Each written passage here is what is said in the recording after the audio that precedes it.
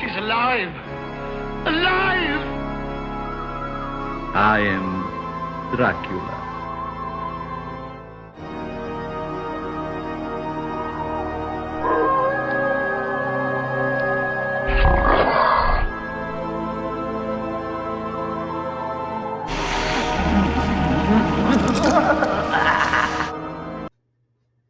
Hey guys, I hope you can hear us okay. Welcome to the different side of the studio. We're going to be working on some stuff today, and we figure we have you guys in.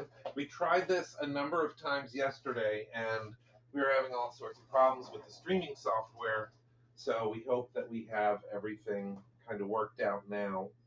I'm going to try to follow along as much as I can on Facebook and Instagram because we are multi-streaming to a lot of different platforms, trying something new with EVMux. So that's part of the problem. We had some issues, making everything work. So yeah, that's where we are. And Miss Producer Lady is here as well. I'm not producing. I mean, I'm Yeah, producing, but I'm producing work. You're producing. The computer. Yeah, you are definitely producing stuff here today. And other than that, we're going to just kind of take it loosey-goosey. It's just a regular old Wednesday afternoon, literally. So now we're going to get into stuff, and you are going to get to see interesting things from that perspective. Hope everyone can hear us. Again, this is a trial for us, so we're going to see how it goes. And it looks like everything is broadcasting correctly. So if you do happen to fall on this, could you please just let me know? I can hear you fine or whatever. That way we'll make sure that everything is still good. I'm trying to hit those now just to make sure that it's broadcasting with no problems. Normally we have a third set of hands with Boris. If you've watched Monster Manor, you know Boris. He's a handful, but we absolutely love our Boris, and we've actually missed him lately because he's been doing some business at home in old country. So he sent us a few letters, but they came and they were really dirty. So I don't know what that was about, but they were moist and a little bit dirty. So he promises that he will update us all very soon when he makes his return. So again, thank you guys so much for following us today. I'm going to be watching, like I said, on as much as I can, so we can get this any questions answered that you might have. So yeah. So what we are going to do today is a little bit different than the normal Monster Fair.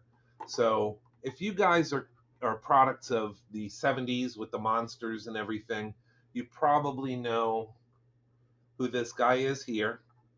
Hopefully that's coming through okay. So this guy was, it's actually a reproduction of something called a Penplax aerator for a fish tank. So in the old days, he had a little tube that went up here, and then it fed air into his abdomen, and you can see that little gap in there. Basically, with that gap, it would allow the bubbles to flow up through the torso. A little bubble would come out the top of the head, and it would burp, and then he would go back and forth like that in your fish tank. So that has been out of production for a million years. So I decided to recreate it on my own. There is one that's like cheapy version from China. It's painted horribly. It has these big plastic bubble LEDs in the eyes that don't light up. I don't know what that's all about. The cool thing about ours is that I am going to be retrofitting it, I guess. It'll be like a desk fidget item, but I'm going to put a bladder in this, so you don't have to put it into a fish tank. You basically squeeze the little bulb and he goes up and down. So just for a little bit of nostalgic flair. And there are differences, so it's not like the original. Absolutely has its differences. The base is the biggest difference because this is a newly designed base to hold him. It will be weighted appropriately. but it has very much the same details as the original. Now this original, if you can find it online, it's like 17, what is it, 1700, I think I saw it for. Something ridiculous. Yeah, and that was mint in box. I've seen some for $700 loose, so I could never afford that. So here we go, make my own. And it's about as close as you can get to the original because it was modeled off of the Aurora Plastics model, which is kind of cool. Since we had the file, I did one of these just as a let's see what it does. This one is a mini version of the Aurora model kit. So all of the parts that were in this that were used in the two items that I'm going to be working on today is from this model, just like it was back in the day, because they did a lot of borrowing back and forth. Aurora makes the model, AHI makes the figure, Penplax makes the little aquarium. Yeah, so odd, but it got its mileage for sure. So I basically used that same tooling to recreate the other items that were made from it. So of course there was engineering that needed to be done. This one was the first prototype, and you can see the mechanism for holding it, but it was a little slot system. Now it's actually a better system, but this was the original prototype that I made and painted up to just get an idea how it looked. So yeah, fun stuff. So he's going to be my inspiration today for painting the others. So, and why, may you ask? You might ask, why all the Creature from the Black Lagoon stuff? Well, many of you, if you're monster fans, know that Creature from the Black Lagoon came out 70 years ago. So it is kind of a monumental deal for us monster kids that really love this stuff.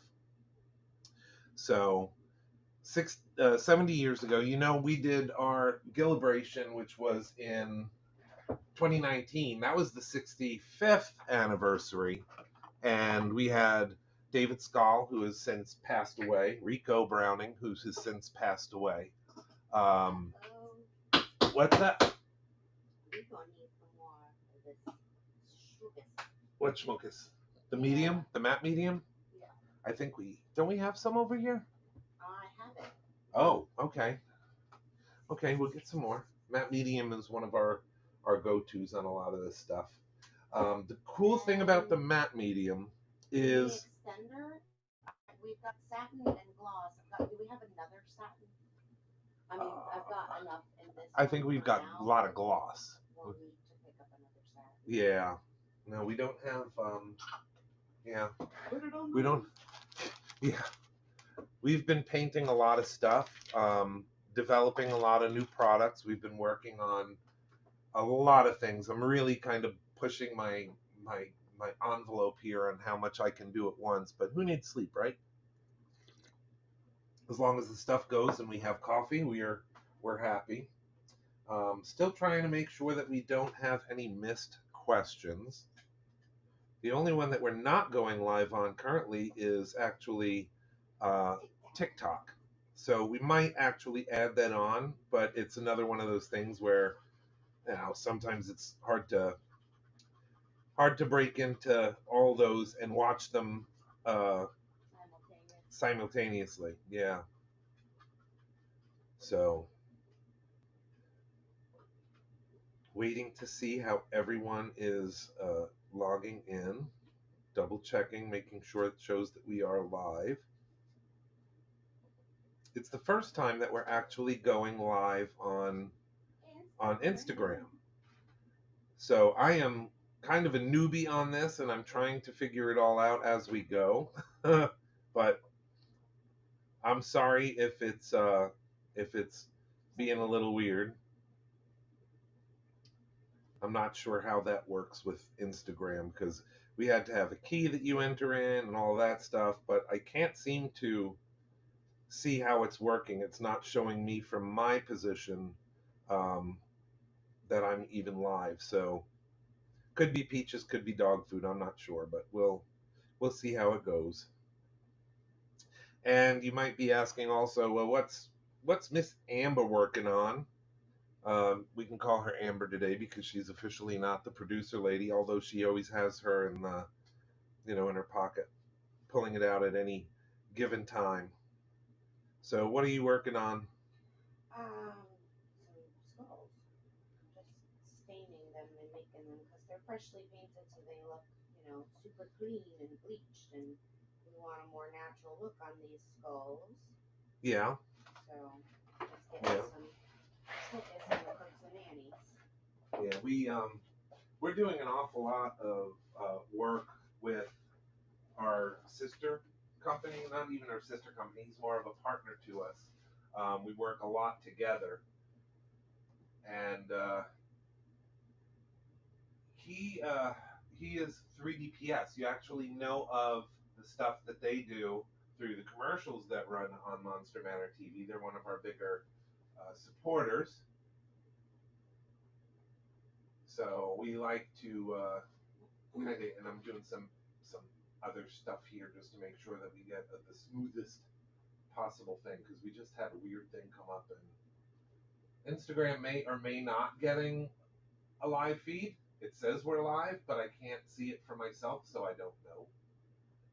So if you are watching us from Instagram, just hey, how's it going? Pop in, say Oh, hey, you can see us on. I have your stabby cat. You text me your address, please, Christine, because I don't know when the next time we're gonna get into Claremont is, and I would rather send you stabby cat and you have it to use than it sit here on my desk. Stabby cat. Yeah, stabby cat. This is Christine. Yeah, they're not seeing that. I'm gonna turn it the right way, Listen, but we have it right here. Stabby cat. That's Christine's, and I Yeah. send it to her. So if she could please text me her address or Facebook message or whatever, just something, so I can make sure she gets it.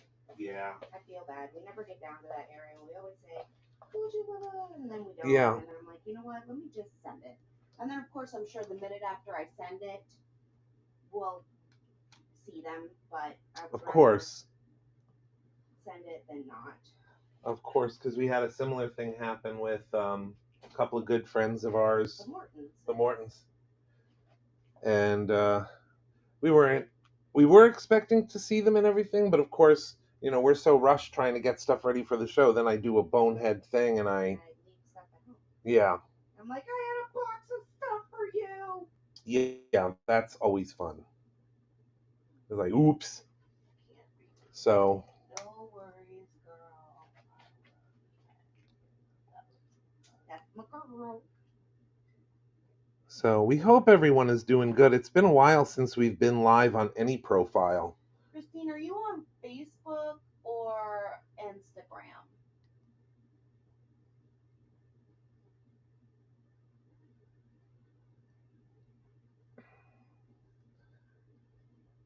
Yeah, for some reason I'm not getting anything out of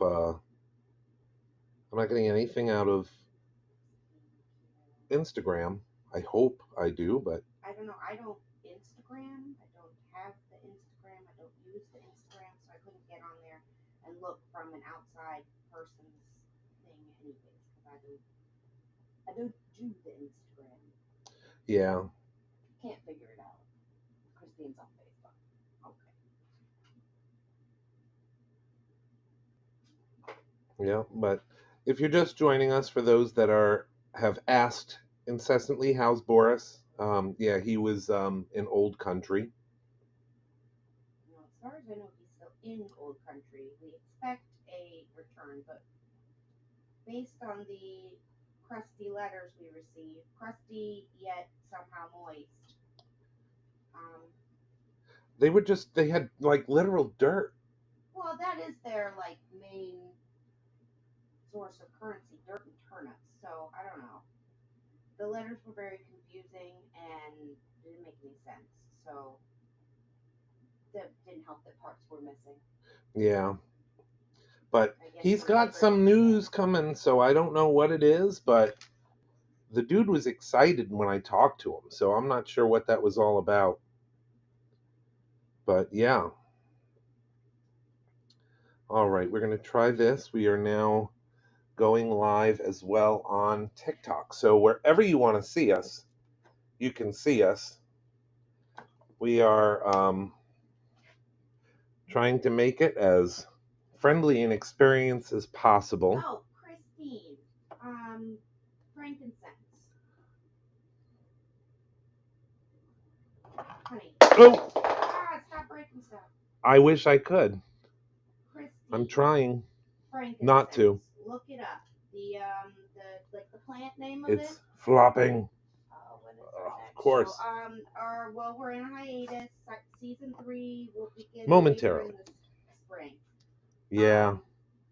Sorry for the jiggle cam. I'm trying to get this worked here. Yeah, Boswellia is the planting name of frankincense, and let me tell you, anti-inflammatory to like the nth degree. Like There we go. amazing. Now we've got it.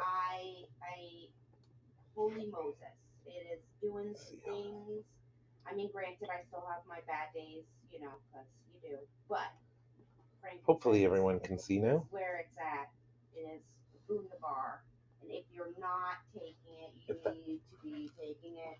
I've been ordering it from this vitamin company, Swanson Vitamins. Yep. They have Like I said, you're going to hear everything on this show. All the things. Yeah. If you're looking for a good price for it, check out Swanson, Christine. Yeah, Swanson is... And the black currant. Is that black currant or red currant? Black currant. Black currant. Yeah.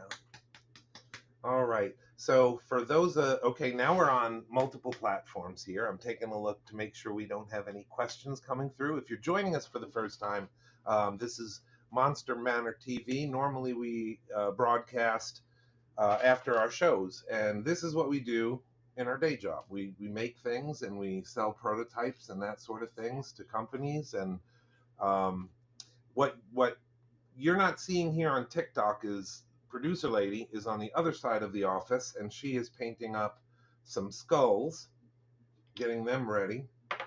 So we're all, I'll see if I can turn this around so you can see over there. There's producer lady. Say hi, producer lady. Hi, producer lady. So she's doing some skulls. We'll try to show you that later. But on this side of the room for our TikTok friends, we're working on painting up these little pen plaxes. So now you're up to speed on where we are. The gold has already been painted on this one. It was a very cheap, quick paint job basically that they did in China. So that is what this is here. So just painting on the details now, which that's always fun because I used to have one pair of glasses that I would remove whenever I did painting because I could see up close really good. And now that I'm freaking old, I'm having to wear bifocals and reading glasses and magnifiers. You're welcome, Christine. I get all my supplements through them. They're super fast delivery, inexpensive, on all fronts. I love Swanson. And we're going to be talking about a lot of different things. If you have a question or want to just talk monsters, feel free, because that's what we're about here. We're all about monsters. You can see some of our older shows on our YouTube station, Monster Manor 1313. Where else can they find us? monstermanor1313.com has all of our links. And they should be able to look on Facebook through our videos. Yeah. And show the previous lives and stuff like that. Oh yeah, we've got a lot of previous lives and stuff. And we do everything from actual entertainment with interviews and stuff like that of the stars that we all love, but also tutorials on how we make the monster stuff here. You know, what goes into making a mold of a giant life-size bust or whatever. And I always forget in doing these, part of the charm in painting these was that they were not painted perfectly. And I am apt to do the best job I can with painting. And in truth, these things were painted in factory, very, very rough. So for those of you who are on Facebook and Instagram if you're seeing this on Instagram. I don't know. We're trying to see that now. This is the turkey vulture skull, and I'm trying to get this backy lefty righty. Feel free to come over here and show our friends from TikTok as well if you'd like. I can show that because that's equally interesting, all the stuff that we do with that. Oh, here's one. Let me, yes. So this is for a pendant. No, these are earrings. Oh, these are the earrings. Yeah. The earrings of the, oh god, it blasted it with light.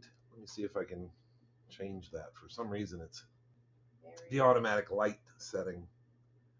But that is a turkey vulture skull. It was actually scanned right off of that. Right off of the real thing. Ethically sourced turkey vulture Yes. skull. It is illegal to own actual skulls. However, if you are documenting, you're allowed to document and do a scan of an item that is, you know, being... Yeah, these are all 3D printed. They're not, like, we're not out killing baby birds. Correct. To take their heads. This is a scan off of an adult, ethically sourced turkey vulture that is then printed, painted, you know, the works. Exactly. Exactly. We're not killing baby birds. We're actually growing baby birds, which is kind of cool. Not turkey vultures. Not Chickens, turkey vultures. but still. Yeah. The rule, I think, if I remember correctly, the rule applies to any birds of prey. Those are the ones that you're not allowed to screw with. So hawks, eagles, turkey Owls. vultures, all sorts of stuff like that. Clean up a mess. Are you making messes over A little bit, but it's all fun. Someone was asking on TikTok about making molds. Now, we do have a lot of tutorials on our YouTube on making molds, mostly like for masks and that sort of thing. So if you are interested in learning more about mask making, please take a look at our and if you don't wonderful see YouTube. the information you need there, we are always available. Yes. And the cool thing is that if you're looking for more molds and less, you know, monster interviews and stuff like that, you can also check out the Scott Fenster Sculpture Studio, which also does its fair share of tutorials and that sort of thing. So there's a lot to see. And all of these that I'm working on are actually 3D printed, but I had to really work hard and crazy to make sure that these things worked right from an opacity, because everyone knows with the UV it has to be fairly translucent, and these are very opaque to match the original pieces. So a lot of research goes into that and a lot of trial and error. There is a lot of trial and error in this. So yeah, as much as I would like to say, oh, it's foolproof, anyone can do it, it does require so much patience. I was screaming the other day because we had all sorts of issues with our slicer program, and it was doing a horrible job slicing these things correctly. They just did an update. We used Cheeto, which I'm going to be looking into other options, honestly, because they did an update. I do love Cheeto Box when they leave it alone. There's no reason for them to do. Well, because they're trying to add new features. Yeah. And they just, you know. Yeah, but it drives me nuts. I'm just trying to keep up on, you know, doing stuff with that program as it was. Progressing with the times. Don't be an old curmudgeon. Do you make custom? Yes, depending on what it is. If you need it molded, we can mold it or teach you how to mold it. I mean, depends on what it is, what you need when it comes to custom molds. That is such a mixed bag. The molds, you can do two different projects that seem like they would be absolutely the same, but they are not. You know, every mold is its own monster, no pun intended. But every one of them is different. Yeah, every one of them has their own challenges. You know, you can have something that has an undercut that ruins your day. You're trying to make a mold of it, and you can't. It's just impossible. Like those skulls that we're working on over there, it would be impossible for us to do that in a mold with that kind of detail. All the cooks and nannies. Yeah, that's the thing, is that there's so much detail and there's so many. Who is? Oh, Christine. Ah, Apparently she's making something and she needs a mold made. okay. Hook us and So stuff. that's what we're doing. Be- Working be- on she, eyeballs. She's crafty too. She makes cool stuff. Yeah, that's the thing, is I I am always amazed at all of my friends' creativities. The people that follow us on Monster Manor, they send us stuff that they've done. We attract our Our own. people. Yes, indeed. She's the crafty bugger, and we all, attract people with our same artistic spirit. And I'm going to brag on someone because, they deserve it. They have really taken off over the last year. I've seen them really grow as artists and as friends. But I got to give a shout out to Titanium Steve himself. Oh, I do love me Howard Hawkins. He's Titanium. probably at work, so he's Yeah. probably not gonna see I it. don't know unless he's on a lunch break or something like that, but I absolutely adore Titanium Steve / AKA Howard. And He his also darling has, wife, Cindy. yes, That's he, my other girl. yeah, he I has, attract women by the name of, usually with C's and M's. yes, Christine and Cindy and Michelle Yep. and all the girls. That's okay. That's okay. I'm not I good dig at it. making lady friends, but all my lady friends, pretty much their names start with the same. Yeah. But I do love my girl. Oh, see, I knew it. There he is. Howard is on TikTok. He's on his lunch break. That's my bro. Thank you for hanging with us. I was just bragging on you, man, because I love what Havoc Props is doing. And he's one of those good guys that always shouts out and has supported us ever since we met. And we met in a very odd way. We met at a show called Phantasm, where Boris, they had the poor decision-making ability to hire Boris to do all of their like their announcements and stuff like that, but particularly for their film festival. So these guys came up and they were having their film entered. Film festival. Huh? To host their film festival. Oh yeah. And he of course had a ball, and everyone that went also had a ball. But that's where we met the guys that entered a film, and Howard happened to be with them. And the rest is history, because we kind of Boris called him Titanium Steve, not knowing. He just said, "What actor are you? Who are you? You got to be like Titanium Steve or something." And it was a big laugh then. And yeah, we just kind of struck up a friendship, and it's been pretty much ever since. So bad because I know his name, but I still, no matter what we do, call him Titanium Steve. It's just fun. It's fun. What I'm doing is I'm going back in and I'm cleaning up some of the details on this eye. I'm not really happy with the way that it laid on at first. So for those that are watching, this is actually a cool thing for you to see, because since these are all UV printed, they are UV resin printed. So you can't paint them with, say, acrylics and have it stick like glue to people that are maybe using it as a display piece, or they're going to be handling it a lot. So the 3D prints can actually be painted with enamels. We do a lot of our paint jobs with the enamels. And then once they're sealed with an enamel sealer, which there are a number of good ones. There's a nice satin one that we'll probably be using on everything that you see today. But it's a satin enamel, and it takes longer to dry than a normal acrylic clear coat. a hobo baby hair. Huh? I just pulled a hobo baby hair out of this paintbrush. Well, there you go. But Dirty little bum. Actually, I have to go get her shortly. What time is it? Oh, it's 7:30. All right. Yeah, we're good. So yeah, so I always I forget where I was because I got interrupted by hobo baby hair. I heard that and I'm like, ADD kicked in hard. Did So you take your medicine today, I by the did. way? Did you medicate I did. yourself? So that's what we're doing. We're painting in the eyes first, and we're almost done with all of the eyes on these. Just cleaned them up a little. I always forget that these were painted so crudely. If you want to see more about this, you can look up online pen plaques, PENN hyphen plaques, PLAXX.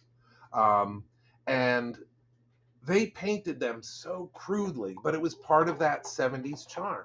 And I always want to put all the detail in and everything's got to be perfect.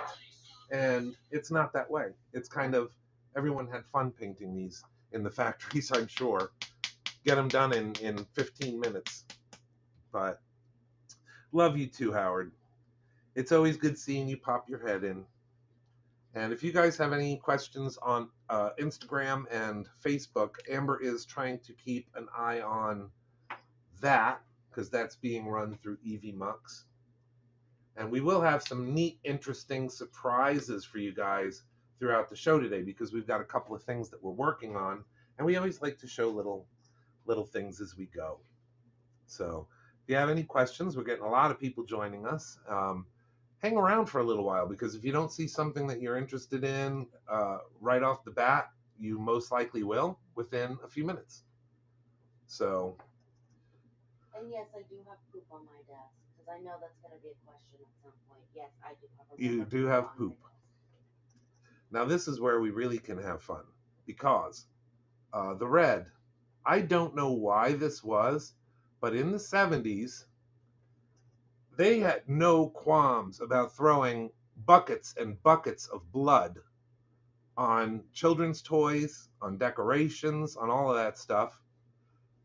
What's weird is I feel we came out of the 70s okay. We weren't that bad. But we all grew up to be normal people for the most part. Depends on what you consider normal. Yeah. But everything had blood, and it was never done like super, super neat. You can see that that's like draped right over the claws and everything. For us, it's kind of, holy crap, this is kind of, you know, the perfectionist in me wants it done perfect, but it was never done perfect. I mean, every one of them was different too because they weren't done with a paint mask in factory. So some had more, some had less. It just depended on who was doing the painting. Some little Taiwanese woman. Most of the stuff back then was actually made in Hong Kong. Okay, well. So yeah, there were agreements, political unrest all through the history of making stuff, and it's gone from Hong Kong, just regular old China, Hong Kong, where else? Taiwan. The Philippines. Yeah, Philippines. Now we're seeing a lot of stuff coming out of all places, Mexico and India. So they're opening up new trade relations, I think, because things have been so difficult since the world changed. Unfortunately, we started out very strong in 2019, had great plans, and life just said, put a pin in that. We're going to come back to that. So, yeah, we were supposed to do another Gillibration. That was in the works already. That had to get tabled. We were talking about doing a standard standalone classic MonsterCon. That had to get tabled. And it's so unfortunate as well because if you've been following us, you know that we lost a good friend to us and to every other person out there that calls themselves a fan of monster movies and Monster Kids, because you already have stuff that he did. And if you own like the DVDs of the classic monsters, the Universal monsters, there were always the DVD extras, and those were, you go to the special yeah, he produced them. This guy David J. Skull, and we asked him, hey, could you come to Gillibration? And he came. And then we said, hey, would you like to be a guest on our show? And he said, absolutely. And he came. And And he had a new book. he had a new book that we were talking about, The 31 Days of Halloween, and it was with TCM, and it was just nice. And then it became a thing where if I had a question about Dracula, he was the authority. He actually was. His books were taught in literary classes. They were that accurate and amazing. So if I had a question about Dracula, about his costume, about his cape color, I'd reach out to this dude, and he was like awesome. He was like a wizard, when it came to Foremost authority yeah, on all things monster, yep, especially Dracula. And he was good that if it was something he didn't know, he was going to do the research to find he was gonna out. find out. Yep. Because then he's like, I never thought about that before. I would also like to know. And this is one of the only people that I know, and I know a lot of monster kids, a lot of professional monster kids. He is one of the only people I know that actually got to wear two of the industry's most beloved Draculas. One being Bela Lugosi, his cape. The other one Obviously was not the one who was buried with. no. But he actually got to wear the cape, and if you watch the episode that he was on for Monster Manor, um, he talks about how Bela Lugosi, he was tall. He never looks that tall on film. Obviously, it's hard to tell how tall people are, but he on a good day was about 6'2", 6'3", depending on who you asked. Bela Lugosi, and our friend David J. Skull, he was maybe 5'9", 5'10". So he was a shorter guy, and wearing the cape, he had to do it in a special environment that he wasn't going to damage the cape on the floor or anything like that. But he was a big proponent of saying it was, ivory on the inside, almost a taupe color on the inside of the cape. And, we had a debate once because I was like, I'm a fool when it comes to trivia. I love watching trivia. I love reading about trivia, about different things, and I'm a big fan of a lot of You the. just want to be Jeopardy smart. Yeah, no, I don't need to be Jeopardy smart, but it's like growing up. I mean, there were the things that we loved. 1966 Batman, starring Adam West. Most monster kids also loved Adam West Batman. Grew up with it. So there's like this. For you old people. Yeah, I mean that George Reeves Superman, soon Christopher Reeves Superman. So we all had this same kind of hunger for the same stuff from that era. And late 60s to early 70s, that's what people were doing. Monsters were huge back then, classic monsters particularly. So the thing is that Batman's cowl and cape, all of the satin parts on Batman's wardrobe that were dyed satin, they started out dark blue and then eventually faded to like a purpley pink, and it's because of the dyes. So that was one of the debates that I had with David was it truly a taupe color, the inside of the cape? Because it wasn't red. It was like definitely, a grayish tone. But what color was it? And I kind of use that as an example that Adam West's cowl kind of faded to an odd color. Maybe the satin over time yellowed and it wasn't really taupe. Maybe it was kind of, more ivory or something like that, But I miss the hell out of him. He was such a good guy.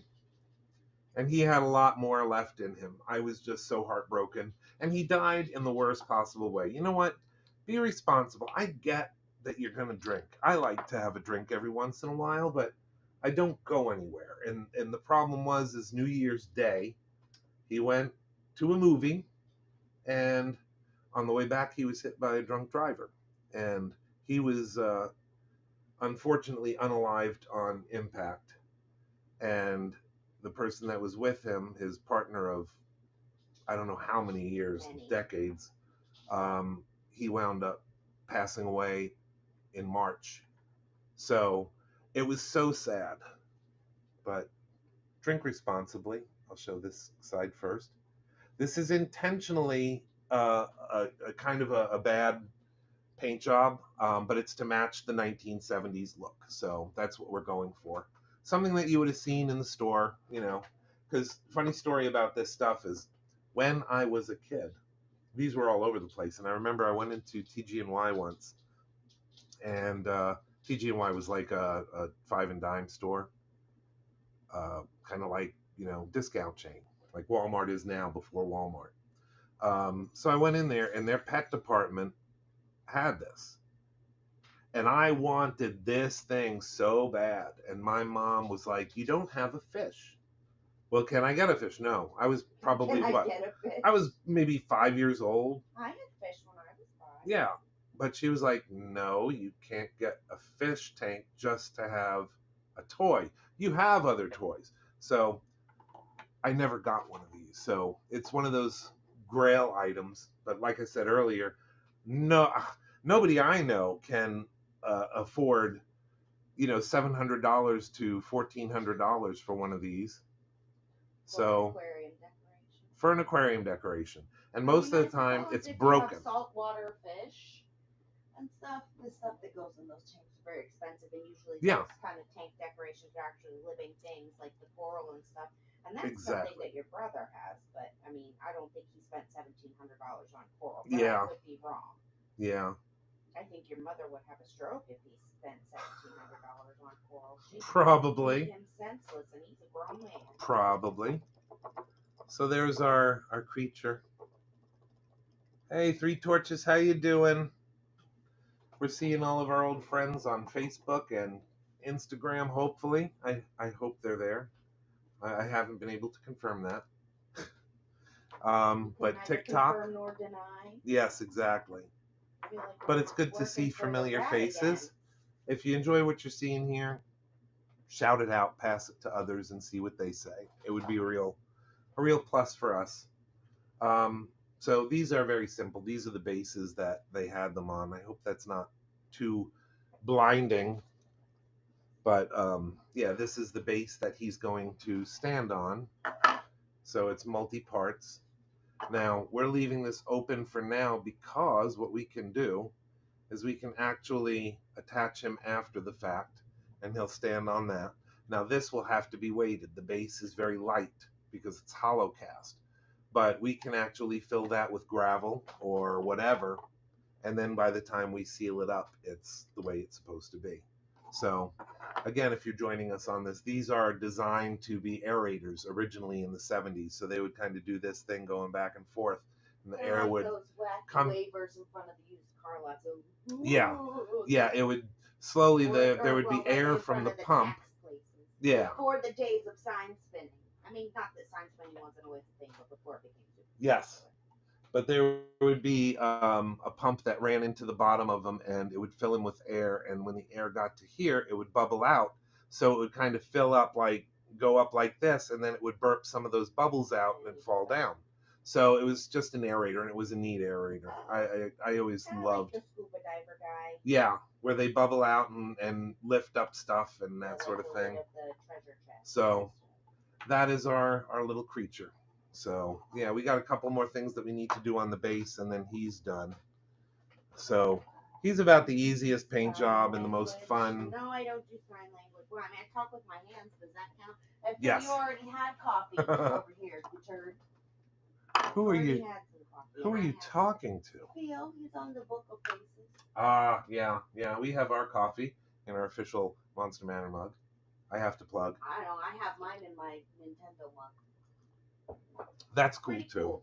Yeah. Because when it gets hot and it lights up, this actually shows the Game Boy screen, which is pretty cool. Yes, absolutely.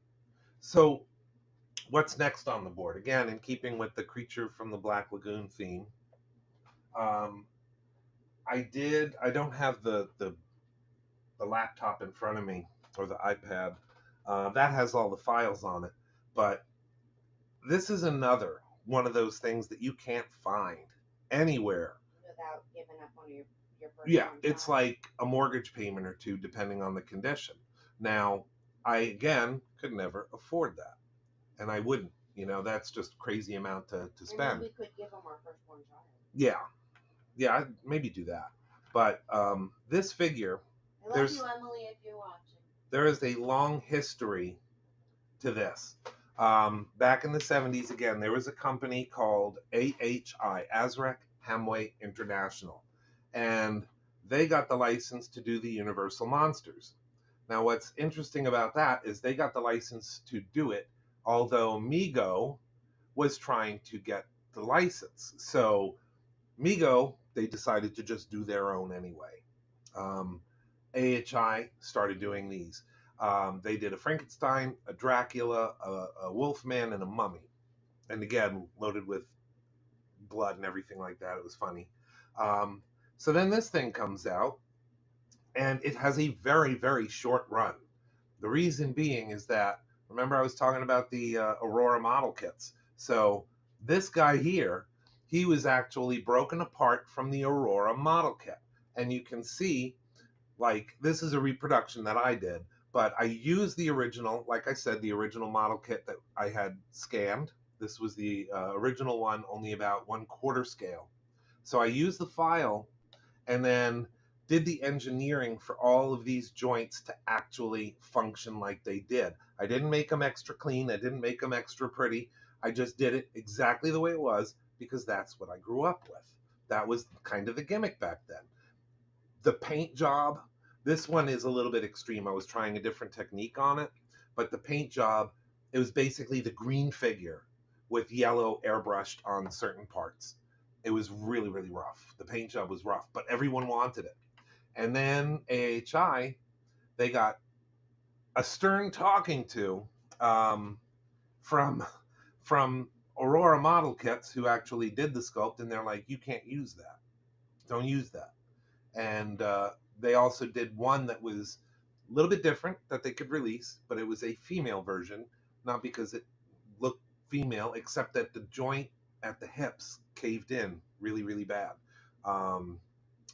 Hey Wolf, how you doing? See you joining on TikTok. We're on all the media now. Thank you for joining us.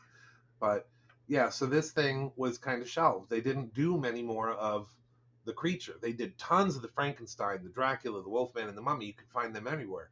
The creature became very hard to find. And the thing that that always affects the price on this is it was blow molded plastic, and all of the yellow paint was just scratched off. This is enamel, so it's not going to scratch off.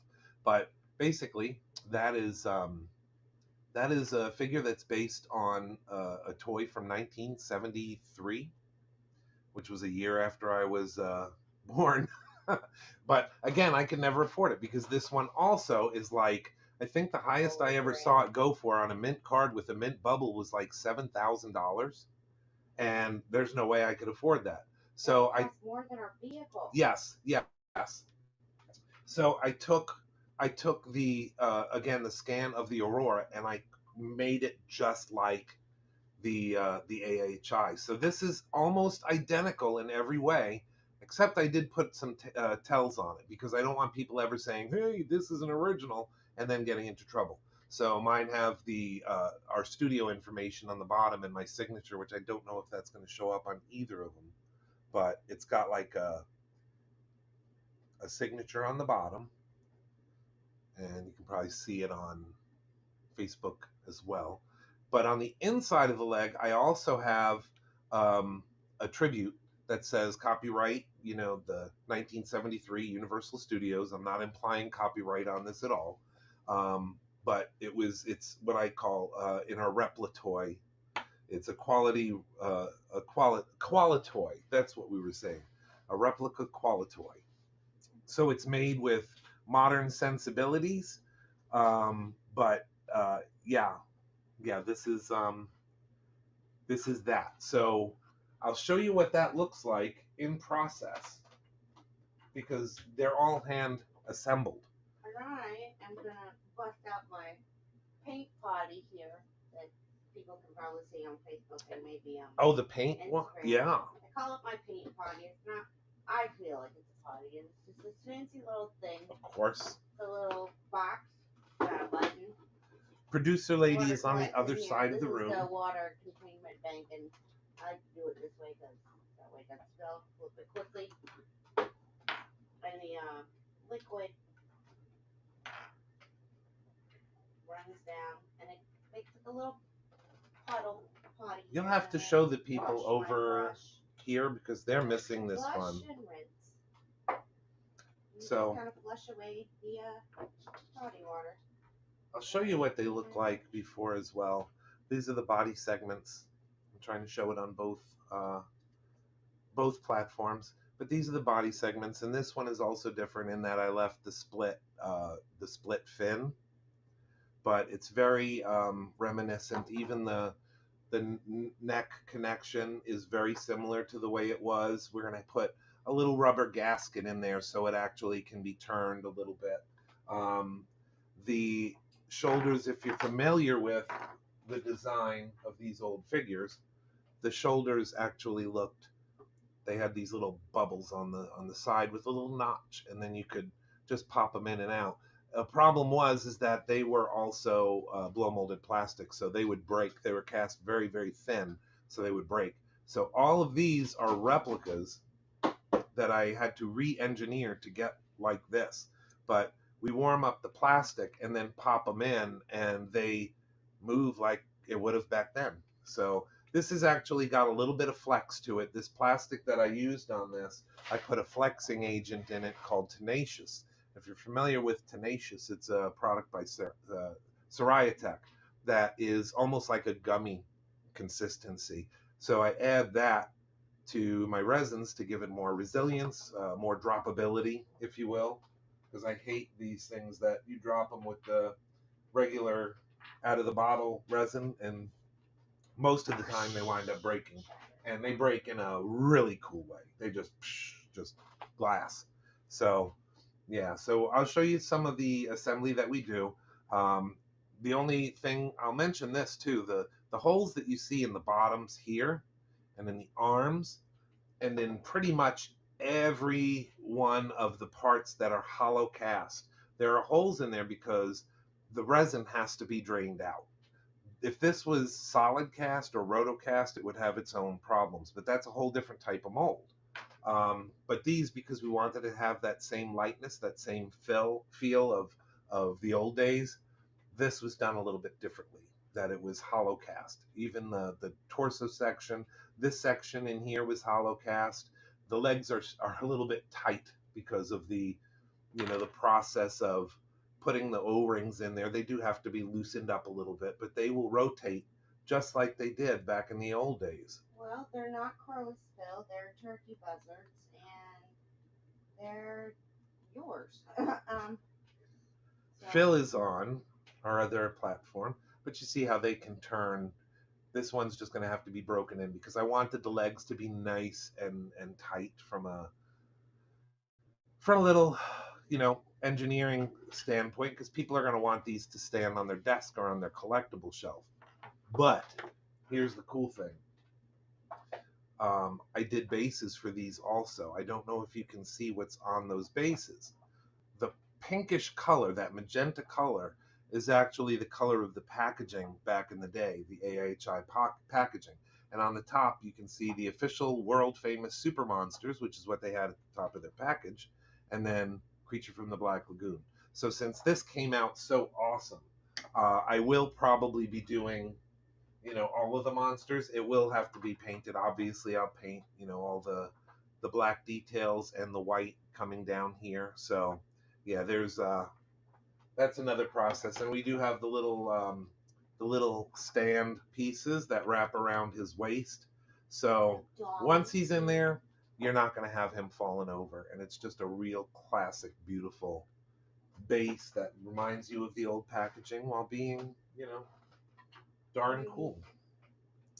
Looks like we had a question come up on what I guess one of these things back here. This is probably the only one that you can see here. These are some other products that I'm working on for the NECA figures, custom pieces for the NECA figures that are actually the Frankenstein Strickfaden machines. Because you remember that Frankenstein had all of these nice, wonderful things in his lab. And I recreated some of them. This is only a portion. This was the first print that I did. And sadly enough, we had a fail for some reason, remember I was talking about that slicing program? So we had an issue where it just stopped in the middle for no reason at all. It just stopped.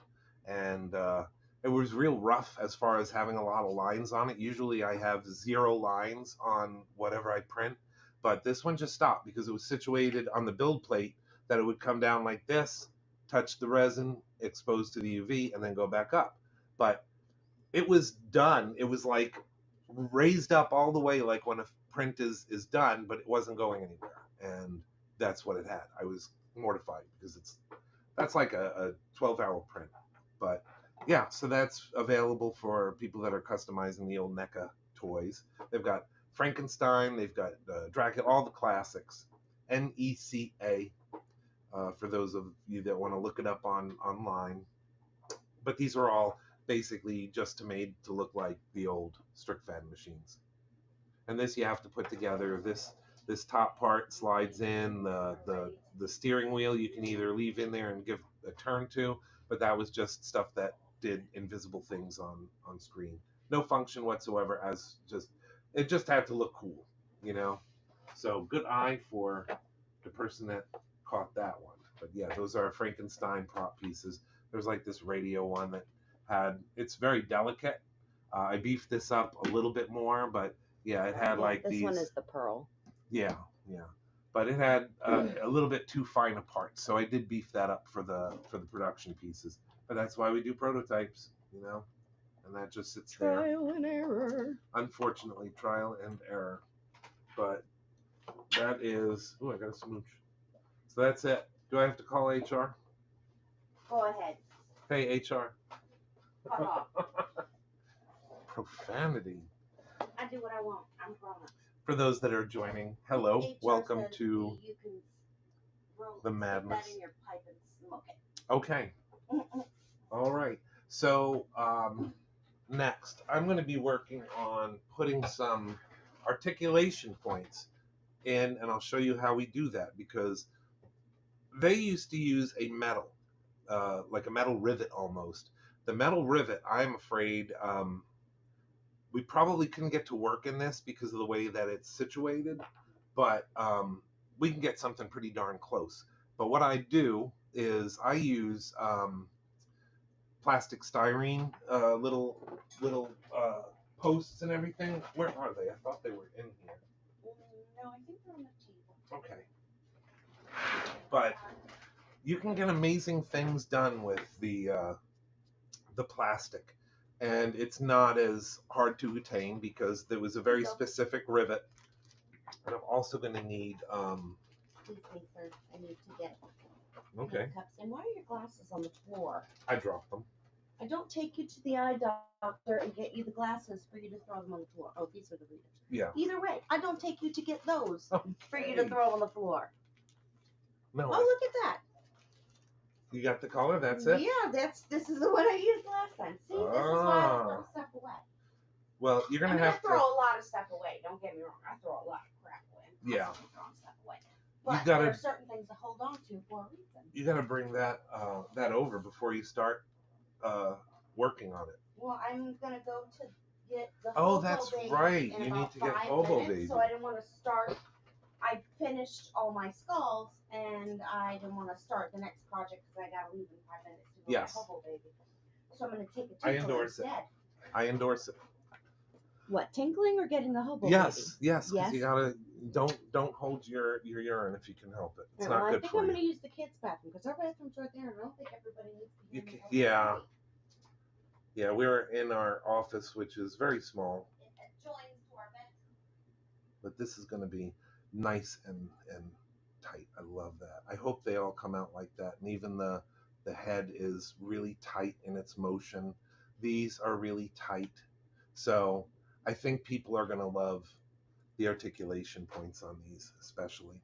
But now you can see we have all the joints on there, so I have to make something that is functional, that will work with this resin, and not be as hard to get as the rivets, the metal rivets, which were specific. It had like what they call a closed end. It was like almost like a thumbtack on one side, small thumbtack, And then on the other side, you could see the metal that is basically curled into a little ring around the top that holds it in place. So since we can't do that, we have to do the next best thing.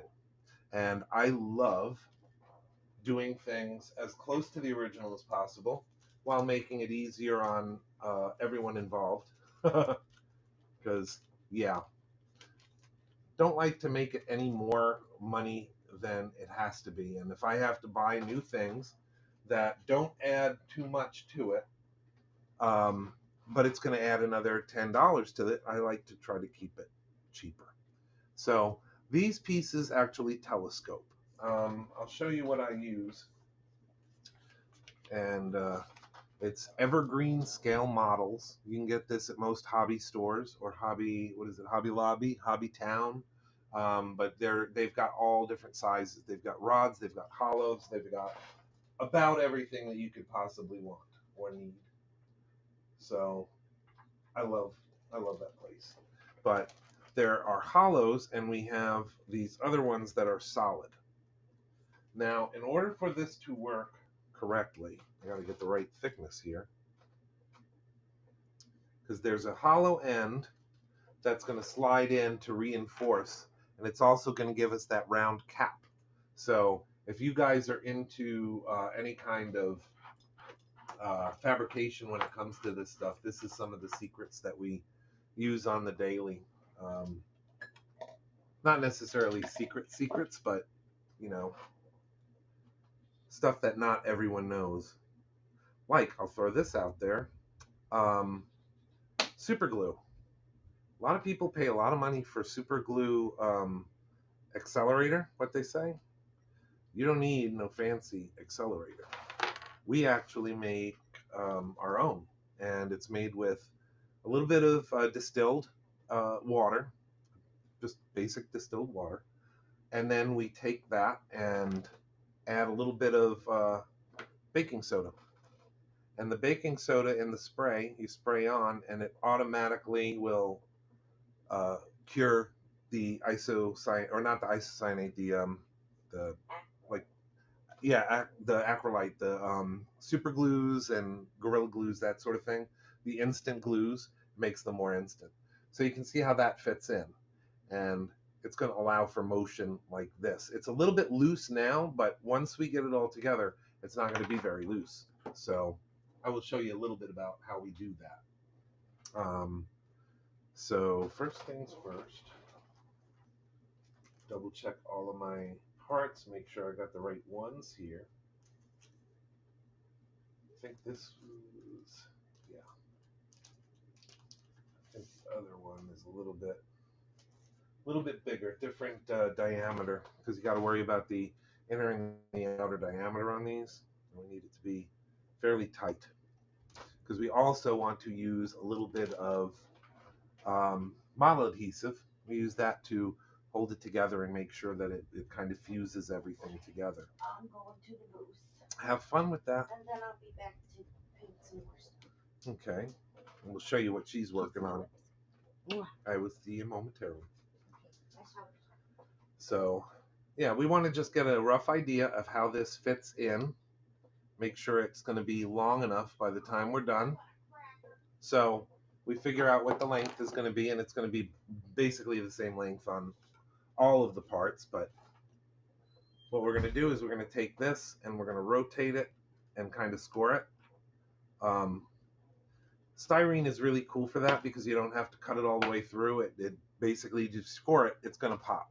So we don't like to score it too crazy much if like it's rolling around in the wrong position, because then it's a weak spot. But like this, it's perfect fine. It's very strong.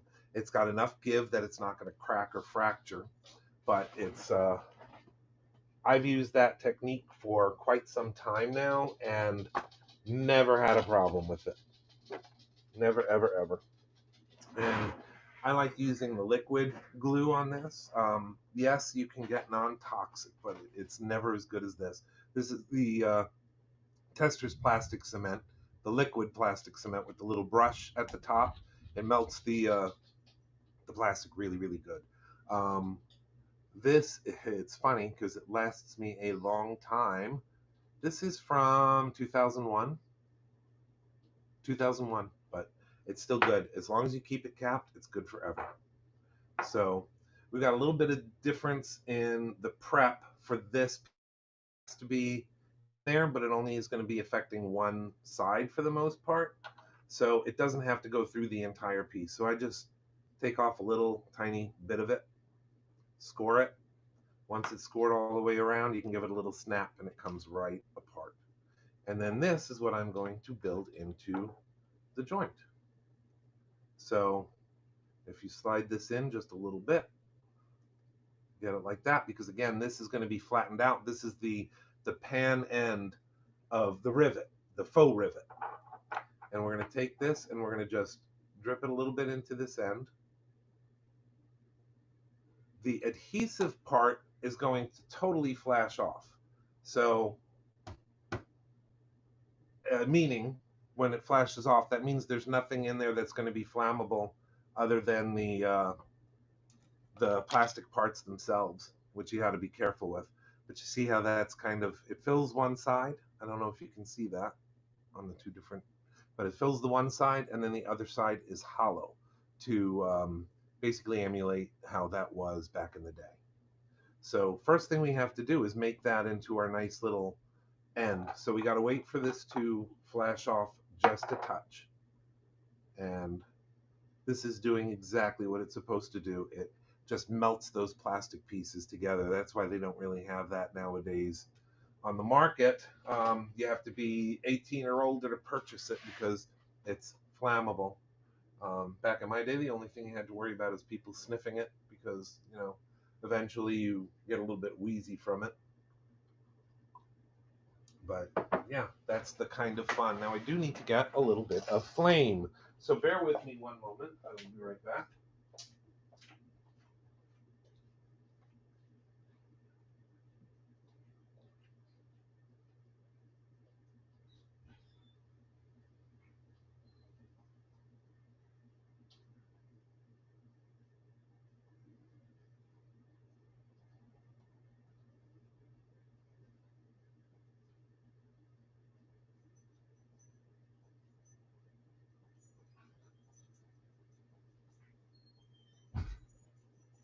All right, we're back. I'm trying to keep up on questions, but let's see here. All right, so this is all I use. Nothing crazy. And I go by feel of size for how big this is going to be. But basically, you just have to warm up. You're not melting it, you're just warming it up a little bit. And then you're just pushing it down until you get the size that you want. And you can see where we fused it. It's even more fused now that we are heating it up. Make sure that when you're doing this, that the plastic adhesive, which is flammable, has flashed off completely. But there you go. Now it's got like a little bump, a little flat spot. That flared out is going to be able to hold the leg joints together. And you always have to double check, because if it's not the right side, because there is a right and a left, if there's not the right side, you're going to feel that later on. So I know from working on it that the outside has the covered edge. So it's going to go on something like this. And all we have to do now is take this part, which will be painted later, and push that in. And there is our pin set. That can be painted to look like the aluminum that the originals were made out of, or the whatever material that was. I believe it was aluminum. And then out the other side you have, I don't know if you can see that, but you have the other part of the joint. So it's kind of just slides through to hold it together, just like in real life. But we have to do the same thing to that. So again, make sure this thing is not painted at the time you do this. Wet paint or adhesive is not good. If you expose it to flame, it will actually ignite. And then you got a whole nother set of problems. For this part, I like to use a little silicone because it's resistance for a lot of heat. And we're just going to wait until that heats up and then push it down there. So this is usually where I have someone helping me, so I can go back and forth really, really quick. But we just have to heat this up a little bit, and it starts to curl it. You can actually see how it starts to curl it and lay it down. And then we're just going to touch it lightly and kind of push these two together. And that helps it to be a little bit tighter. Now remember, I still have to do the other tightening to it, which I do after the fact. Usually it's either a little bit of tape might go on that in the joint, or I might put a little bit of white glue. The white glue sticks to the resin, but it also gives it a little bit more drag when you're working with the articulation. But that's about what we had as far as articulation in the old one. It was very cheaply made and very hastily made, so we're trying to keep that same feel. Now, I make sure that it's not going to slip through. The faux rivet on this side is not going to slip through this way, and I want to make sure that this looks a little bit more authentic. So now that we have it together and we know how much we have room for, I'm going to hit this again with a little bit of flame and just kind of let it flop over a little bit and a little touch and bend that over. So then we have a sealed end to that. And I could probably get away with doing it one more time, but I'm probably going to need another set of hands as well, because you can actually tighten the joint up quite a bit by pressing harder. But I don't really have that extra set of hands currently. But this is a really cool technique. Let's see if I can do it that way.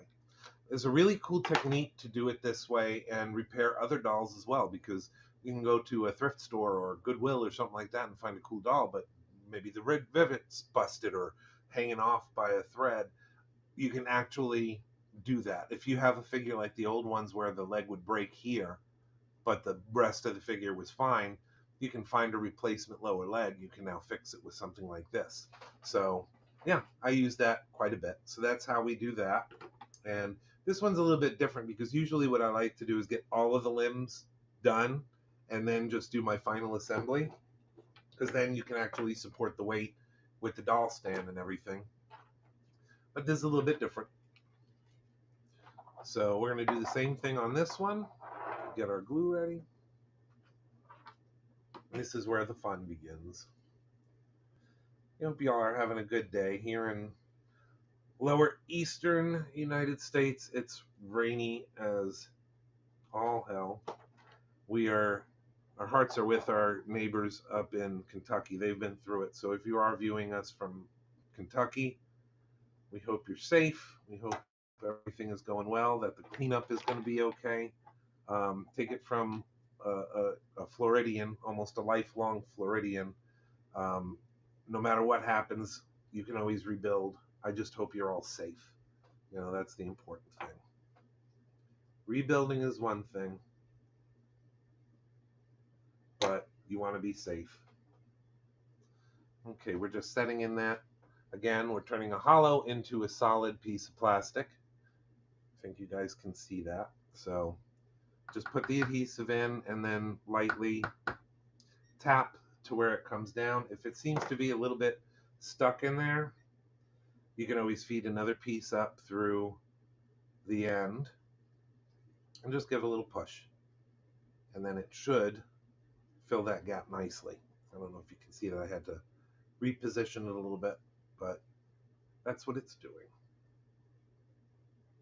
And that way, hopefully, when we heat this up, it will do what it's supposed to do. Now, one other thing that you can do that I can show you on doing repairs like this, a lot of times it works really well to just sand the ends a little bit, because it deposits that kind of like that dust from the sanding into that drying glue, and it kind of makes a nice seal in there. You don't always have to do that, but it does help. And I use a relatively high grit. I think this was like, what is it, 800 on this one. So you just kind of make the end flat, and you can see in there it fills up that little crevice with all sorts of dust that we're going to melt into itself, basically. And the reason I'm not just sticking the whole piece of solid plastic in there is because we need that hollow end for people that are joining later. So yeah, so we wait for that to cure. We could do up several at once, but we'll see how it goes. Now, remember I told you I've put together a few of these now, so I know how they're supposed to be, but the length is determined by the width of the joint. The knee joint is slightly wider than the elbow joint, so we want to kind of anchor that in and double check our length, because it's going to poke through just a little bit, just enough to kind of turn over. So I'm marking my end and saying, okay, it's got to be about that long. So when I bring it over here, I give myself a little bit extra room. I'd rather have an extra little bit on this than not have enough when I go to trim it and melt it. So just go back and forth, rolling and scoring as we go, and then a little bit of pressure, and it just snaps. And it snaps clean. That's the beauty of styrene. So we can see the hollow end plugged up here, the hollow end here. So we're going to do the same thing we did before and give a little tap on this side. I want to make sure that that glue is completely dry at this point. I think it is. Make sure that's capped up as well, because you'll start to get a little bit, I don't know the word for it, a little high, I guess you'd say. And you want to be sure that if you're using any of that stuff, any of that adhesive, that you have good ventilation, a fan going perhaps, but don't do it in a small room. That's how a lot of us kids from the old days wound up getting some interesting hallucinations going on. In fact, there was the name of a book, a magazine. It was one of the first garage kit magazines that was out there. It's called Kit Builders and Glue Sniffers. And they were doing it kind of as a gag. It was a small production. So, yeah, they, dropping my joints. They had to change that when it went to wide publication, because they were like, yeah, you can't do that. So then it was shortened to Kit Builders. But the people that put that out were pretty cool people. Put the fun back in model kits and all of that stuff. I can show you that now, actually. For the arm joint. So that is the plane of motion, what you have on that. You don't have much of a range of motion on the arms. It was the way that they kind of put it in there. It was really, really weird. But a lot of times you can get the same pieces to fit in there. I did have a little issue for some reason that I had to fix before I do any more. That hole came out just a little bit too small. And it's weird because I used the same pin set to bool out of this when I did the actual, the actual piece. So the fact that it did that is really, really bizarre and quite annoying. So I usually have to get out my file, which do I have my file? I gotta get my file out and file that a little bit. Which, do I not have one? Oh my gosh. I'll have to rectify that. So, more than one way to skin a cat, which I don't like skinning cats. I really don't. Don't take me too literally. We're just going to open that up a little bit with this knife, and then I'll go back in with the file. I like using a file on this rather than Dremel. And this is something for everyone that does this stuff. When you do 3D printing, a lot of times, and this has been extremely softened with the flex agent that I put in this, but still, it's something about the frequency of resonance. When you drill this with, your, what is going on? Hang on one second. Getting a weird thing here. I guess they want to make sure they know who I am or something. This is weird. never had to verify. That's weird. Okay. All sorts of weird stuff going on TikTok. So anyway, we're just going in here and kind of getting that out. This is a blunted tool. But what I was saying about the drill, if you use a drill to drill this out, something about the resonance, it fractures. It like just comes apart. It's horrible. And then pieces, chunks break off and you're done. Got to go back to the drawing board on it. Dremels are a little bit better, but you got to go slow. And I use a blunted tool and a lot of the little files. They're like these tiny little file sets, which I thought I had them out. I don't know where they wound up going. But those file sets, you can get them in like Harbor Freight, and they will make short work of that. Actually, I'm going to go and see if I left it out on the other work table. It'll just take me a second, and then I will be back.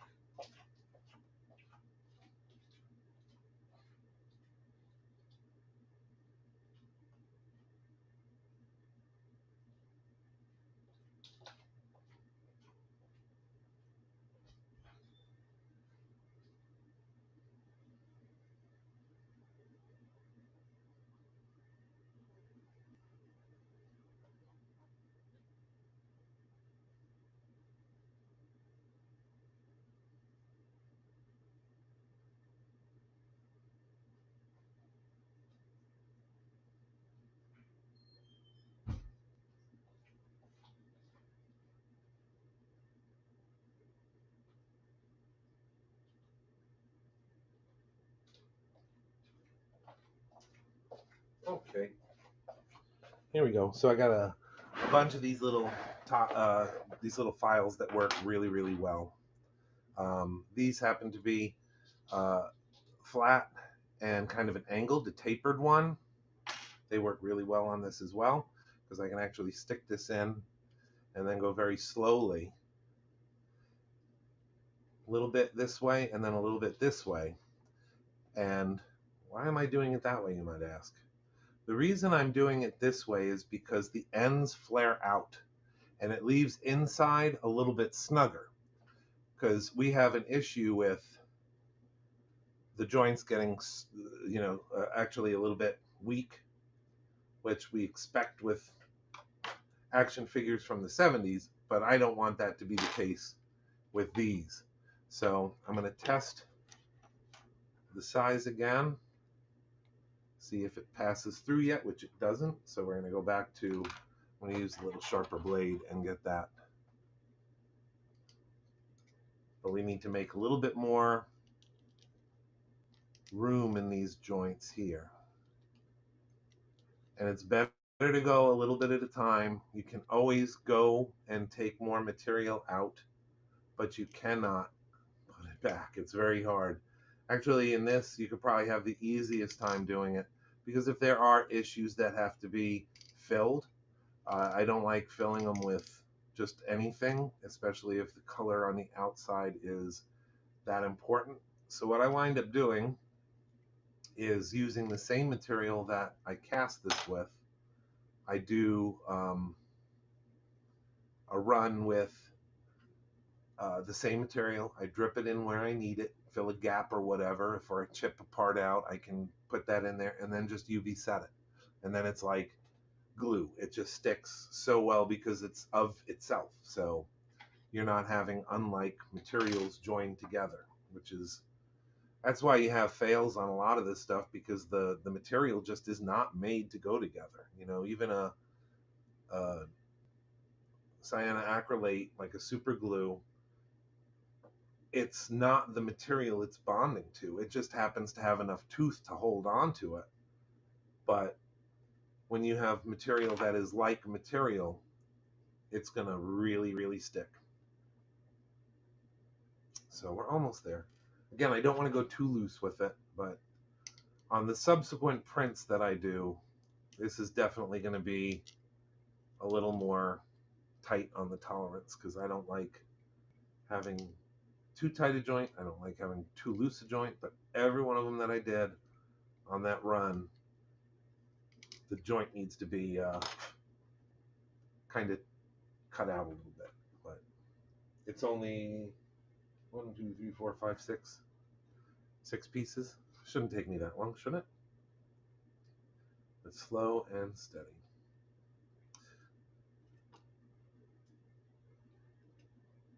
So, where is everyone joining from? Is everyone safe where you are? It's nasty, like I was saying, in the southeast. Awful weather here. I don't like that. Try to stay away from the awful weather, but here we are in Florida. We pretty much always get awful weather. Gotta be a little bit more aggressive with this, unfortunately.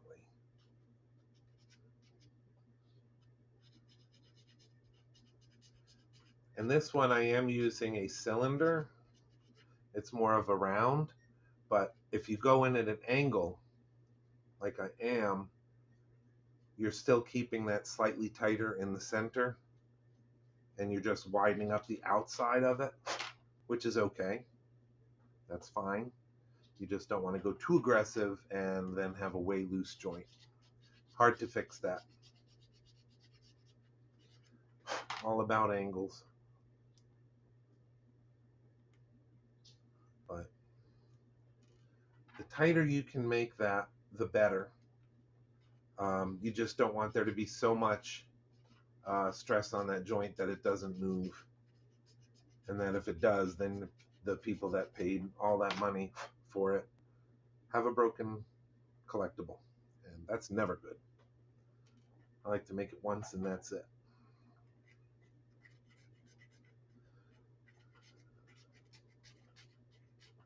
So this is one of those things. I can usually move a little bit faster if I'm not streaming at the same time, but still, it takes a long time to get these things assembled and painted, and that's not even considering all of the research and development and actually doing tests. You know, we've got another project that we're working on simultaneously with wildlife skulls, and I've probably done 3 tests already, so we can see what it's like in a practical use situation. And that's the time that you don't understand. It takes time to do this stuff. So just gotta go slow. You want it to be done right, and especially considering what you do have to charge for things like this. You just don't want people to have to pay a lot of money for something that you don't put the time into. I've had that too. It's like the artist's equivalent of taping a banana to a wall and calling it art. Everyone has their own. I get it, but to me, I don't understand lazy artists. You know, don't take advantage of your fans. They deserve better, you know. Time to put a little bit more of this in here.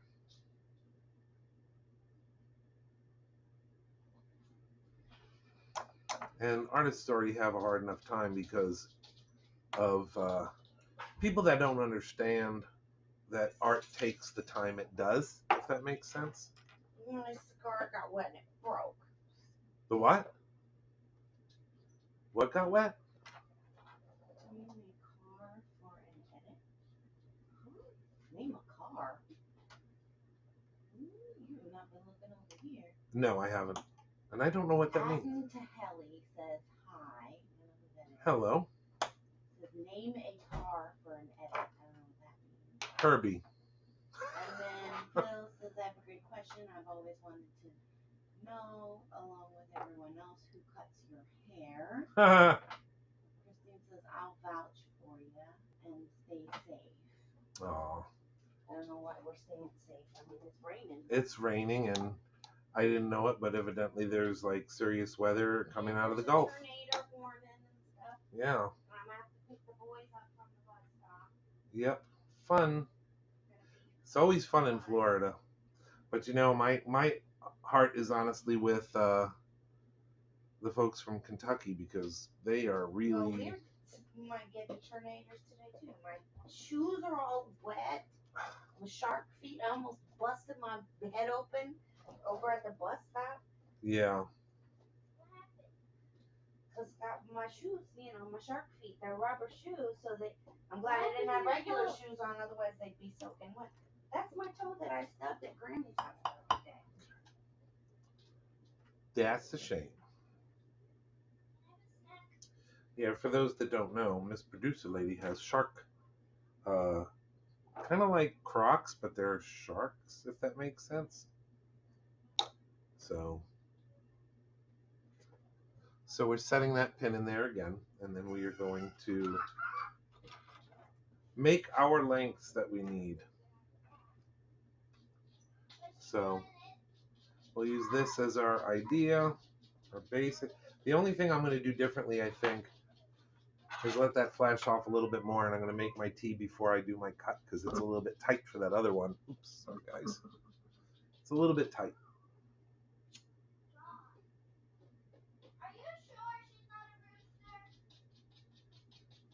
So we heat up that end and then press it down.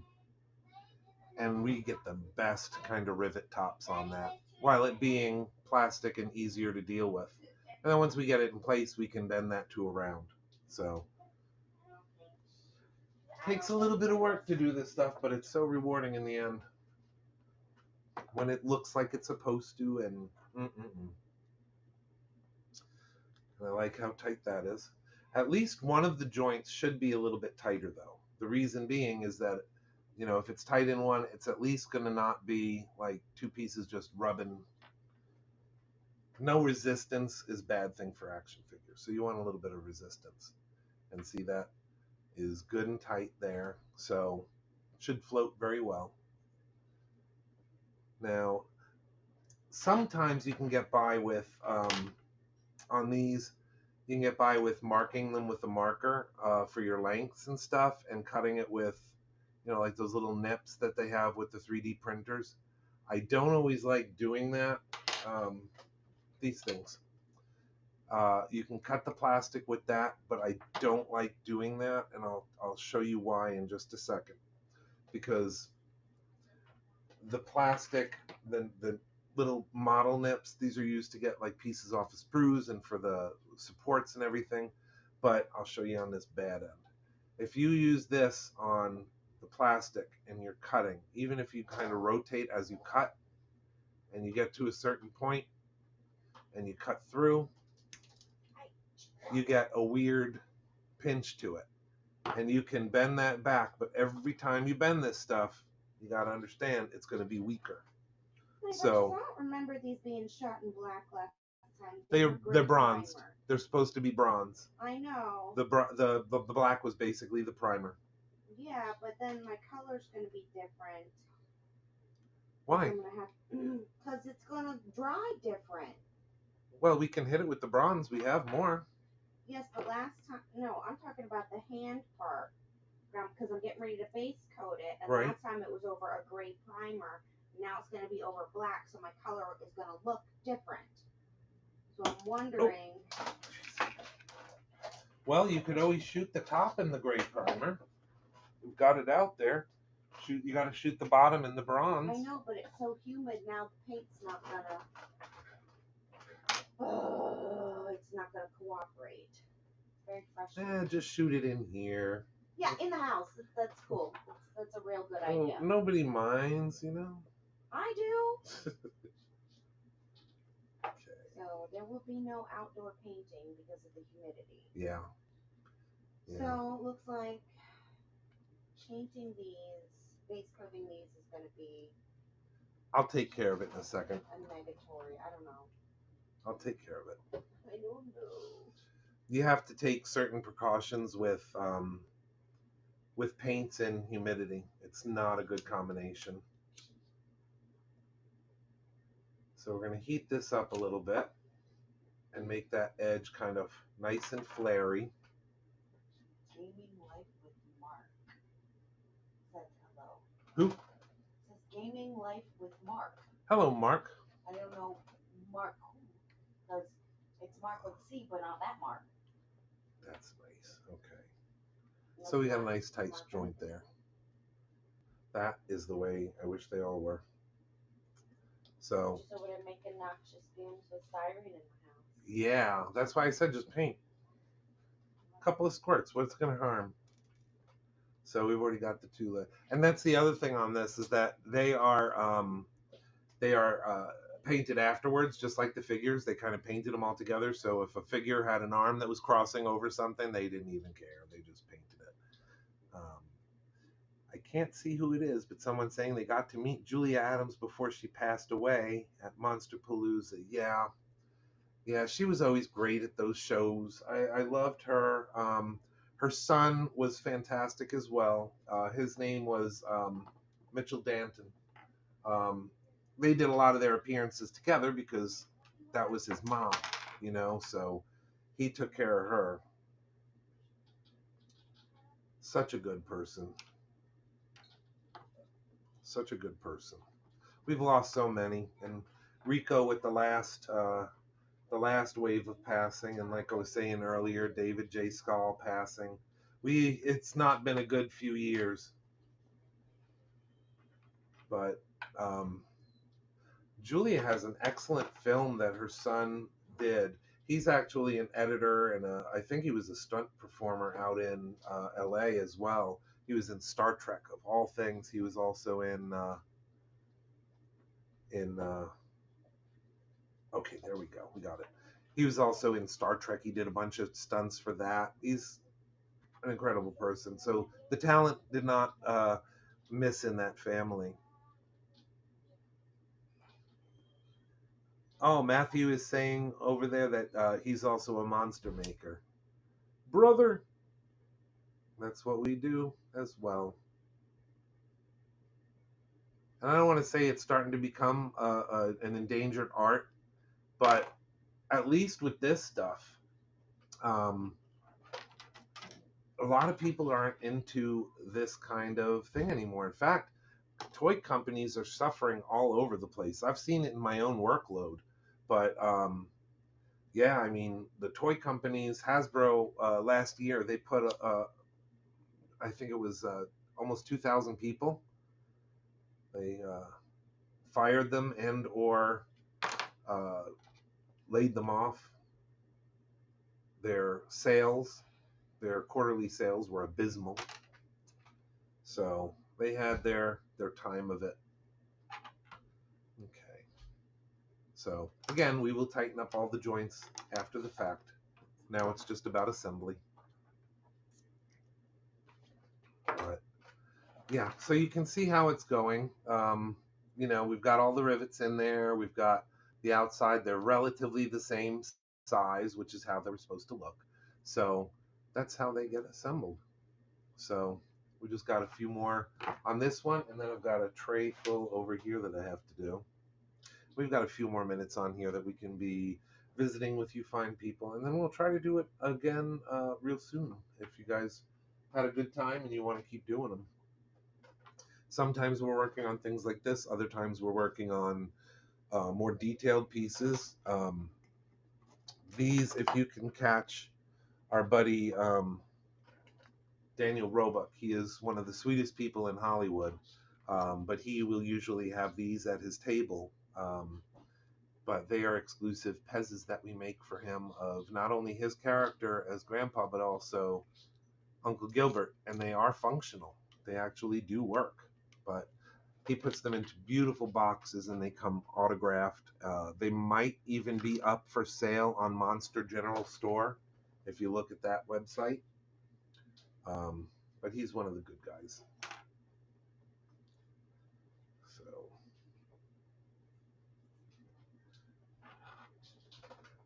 something is always brewing, that's for sure. If it ain't coffee, it's something else.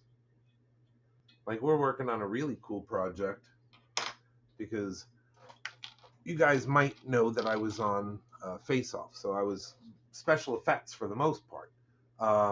But if you look at this piece here, this is, boy, that's bright. It's a finger, a healthy finger. And the other one, the mate to this, which is this one here, the person that we're helping with this, they actually lost the tip of their finger in an accident. So we have sculpted the tip of this finger based on the good finger that she had. And we're in the process now of digitizing that so we can print the molds and cast it in silicone. So she will have a silicone fingertip that is much more like what she can feel is comfortable, because the ones that she's getting currently, they are not like tailored to her specifically, so they don't fit very well. They're kind of uncomfortable. They're hollow. It's hollow about halfway down, so they're always coming off on her. So we've been going back and forth on this and trying to get the best fit for her.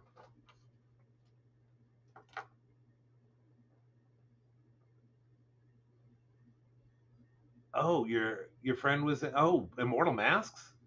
That that's cool. That is really cool. See, it's a small community. Someone's asking on over on our what is called the I always forget because I almost never go on there anymore.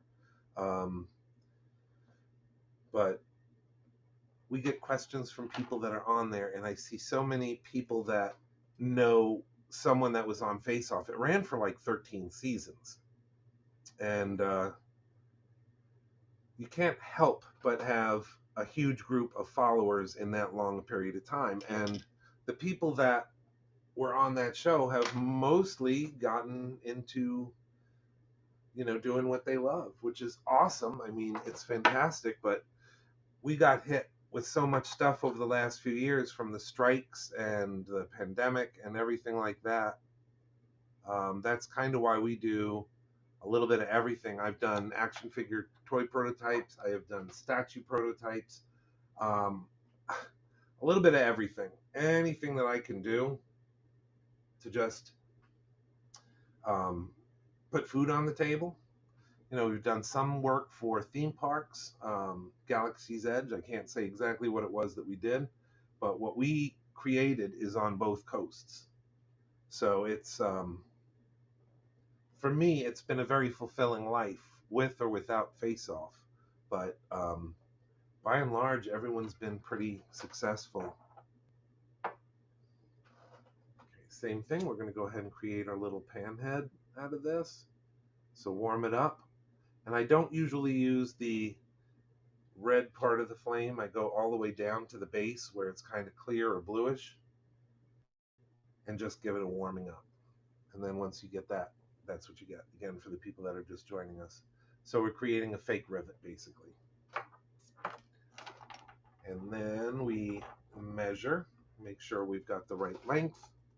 Now, I think what I'm going to do, since I've got so many to do, is when I'm done with this, I'm measuring all of them, and I'm just going to pre-cut everything. But I want to give people an idea of how this works. Yeah, this one goes through a lot easier.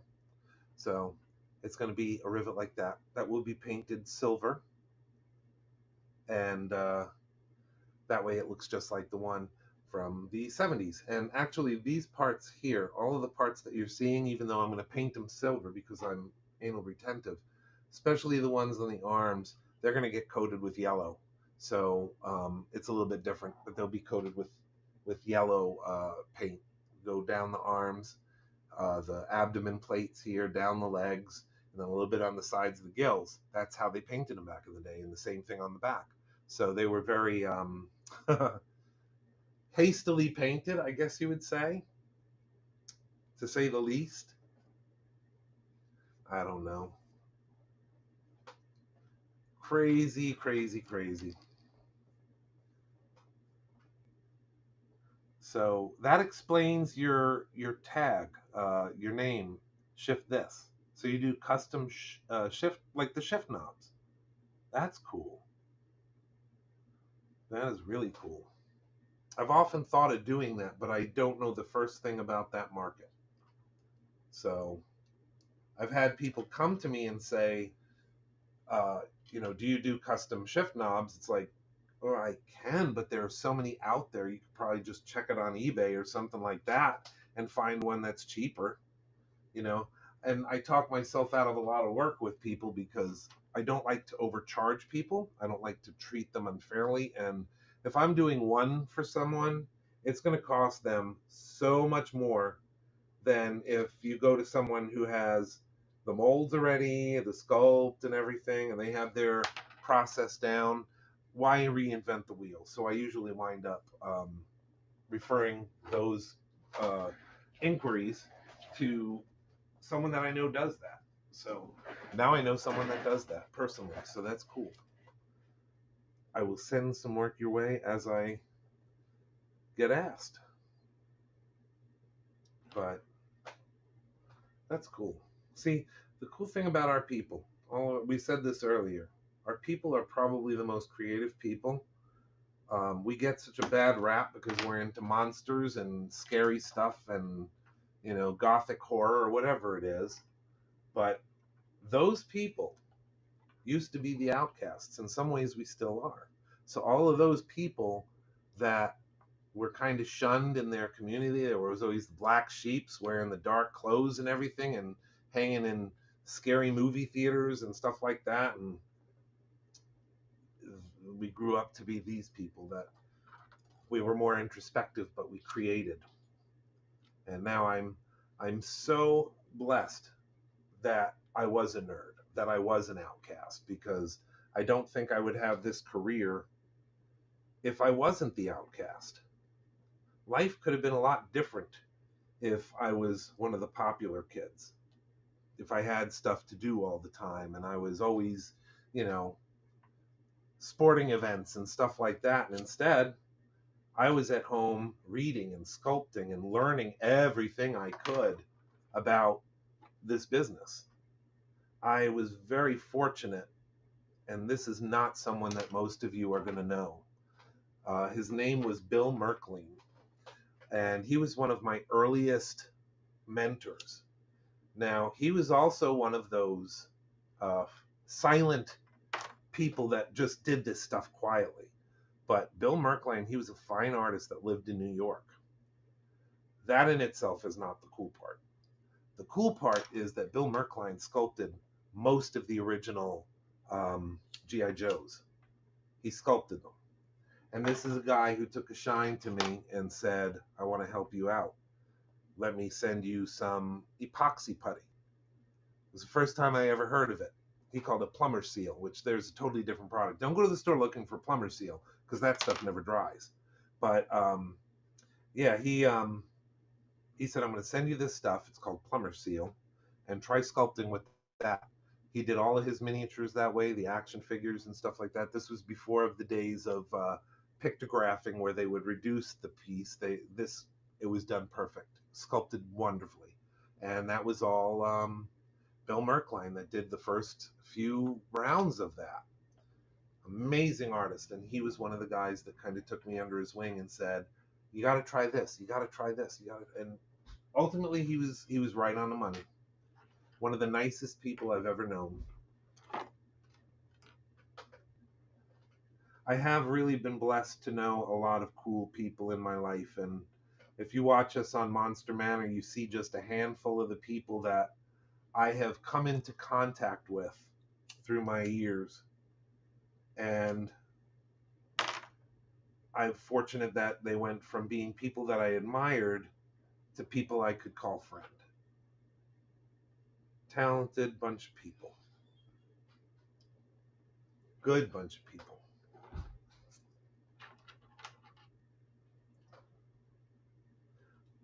Oh, Jordu Shell and Ed Edmonds, absolutely. Tom Savini, all those guys were giants. If you were, especially in the 60s and 70s, Dick Smith was also one of those guys that pretty much all of those other guys learned from. Tom Savini, he was kind of a pioneer on his own, but he was good friends with Dick Smith. Just amazing talent back then, and they were pioneers because it wasn't being done like that. The effects, the way they were being done then, totally different than they're done now. In fact, I'm almost tired of a lot of the effects now because things that used to be practical 100% are not anymore. And it's like, really, guys? Could we just do some practical? Because even the actors are like, when it's used properly, it's a great thing. But that's the operative word, when it's used properly. Um, People get lazy with special effects, and it's not because of the special effects artists. It's because of the producer that thinks that they can do it cheaper, faster, and they can't use that old fight. Well, it looks more realistic. The other looks like a special effect. I Even on something as fantastic as Jurassic Park, the new ones especially, I can totally see the effects. I think they did better in, what was it, 94 when they did the original Jurassic Park. But now it's like starting to get, you can see they're going the other way, and it's not quite as perfected as it was back then. But I mean, look who was a part of that. I know the physical effects, it was Stan Winston, and very few people are on that level. Your brother owns Midnight Studios Effects. Oh, the Cheneys. Yes. I have been trying to get in touch with Ron to be a guest on our show, because I really, this whole season of Monster Manor, we're trying to dedicate to the classics. Because I know I've talked about this before, with David Scull passing. It was very, very unexpected. It was through a drunk driver. And I knew right after I found out that he was involved in that accident and passed due to someone else's negligence. Heartbreaking. I knew I wanted to dedicate Monster Manor this season to him and classic monsters. So I will get in touch with him. But if you're really good friends with him and you can pass this along, I would appreciate it, because I would love to have him. His family was royalty. I mean, we just had Sarah Karloff on our show, which I love Sarah, and her dad was amazing back in the day for multiple different reasons. But when you consider Cheney's impact on this industry and what he got paid for a lot of his films in the beginning, I'm talking senior at this point, he got paid next to nothing. I think it was like $50 a week. And then people thought, wow, that was really, really good, and we want to hire you again. And he said it's going to cost you more. So they offered him, like, I think $1,500 a week. And the comment was, no, I want that plus what I made originally. So it wound up being that plus the amount that he made, because unions were non-existent back then. Unions didn't come along until actually Boris Karloff's time. Boris Karloff and Lugosi, and there was a number of other actors during that time that were actually the founders of Actors Equity, which then, of course, went into the Screen Actors Guild and the other unions and stuff like that. But if it weren't for the support that they got from people like Lugosi and Karloff, that would have been a whole different outcome. I mean, that was like clandestine. You would get fired. You would get put off of studio work. Your contract would be cut if they knew that you were doing that. So, yeah, it's amazing what they did. But here's Lon, way before that time, doing his thing, and he was of the stage. So it was expected that when they started doing silent films, that they would be responsible for their own makeups. So that is why you have these amazing makeups coming out of, Lon Chaney's background, and Max Schreck, not the guy from Batman Returns, Max Schreck from the black and white silent film Nosferatu. Coming this way? Yeah, I'm sneaking in to pilfer some materials. Are you going to show the piece that you're working on now? Because that's cool. Show it on your camera and then bring it over here for TikTok. I couldn't remember what TikTok was. See, I think it's the glue fumes. I'm pretty sure that's what it is. But yeah, there's a whole history to the Cheneys. I absolutely adore them. Lon Chaney Jr., Creighton. He was the only actor to play all the monsters, all of the monsters. So that was an accomplishment back then. What are you? Are you working still on the trophies? No, we discussed that Gotta it paint them. needs to be painted, and the top is gonna have to be sprayed in Primer. and it's raining. Well, we'll figure it out. What else you working on? Well, I was going to try something that I had considered in the past and hadn't. I was gonna pull out some rib bones and play with them. Okay. There's always something going on here. In fact, we're pretty much. What time is it now? It is 2:58. Yeah. So we're at 3. Pretty much at 3. Yeah. And you at least got to see how this gets assembled. I think what we'll probably do is maybe tomorrow we'll get on to the painting of these pieces, and you get to see some, some nice little work here. And yes, Matthew, do me a favor, and if you can, I guess like this account here, and if you follow us, then I'll be able to follow you, and we can chat. But we'll definitely get your information, because I do get that call every once in a while, people that absolutely want gear shift knobs and stuff like that sometimes I don't have the time for, and it's just too expensive for someone to do that. So, for them, I'd rather pass it along if I have to. But it was good meeting you guys here, and I hope that everyone was able to see us on Instagram. That was the first time we were streaming on Instagram, but I think it automatically kicks us off at like an hour, I think, if I remember correctly. But we'll be back. We'll try to be on tomorrow, and if we're able to come on tomorrow, we'll get on to the painting of this thing, and that's the real fun part, because you can do painting with very cheap airbrushes that you can get at Harbor Freight for next to nothing, and they even have their own compressors that you can get very cheap. Graduate up eventually to like what I do, and I have one of everything.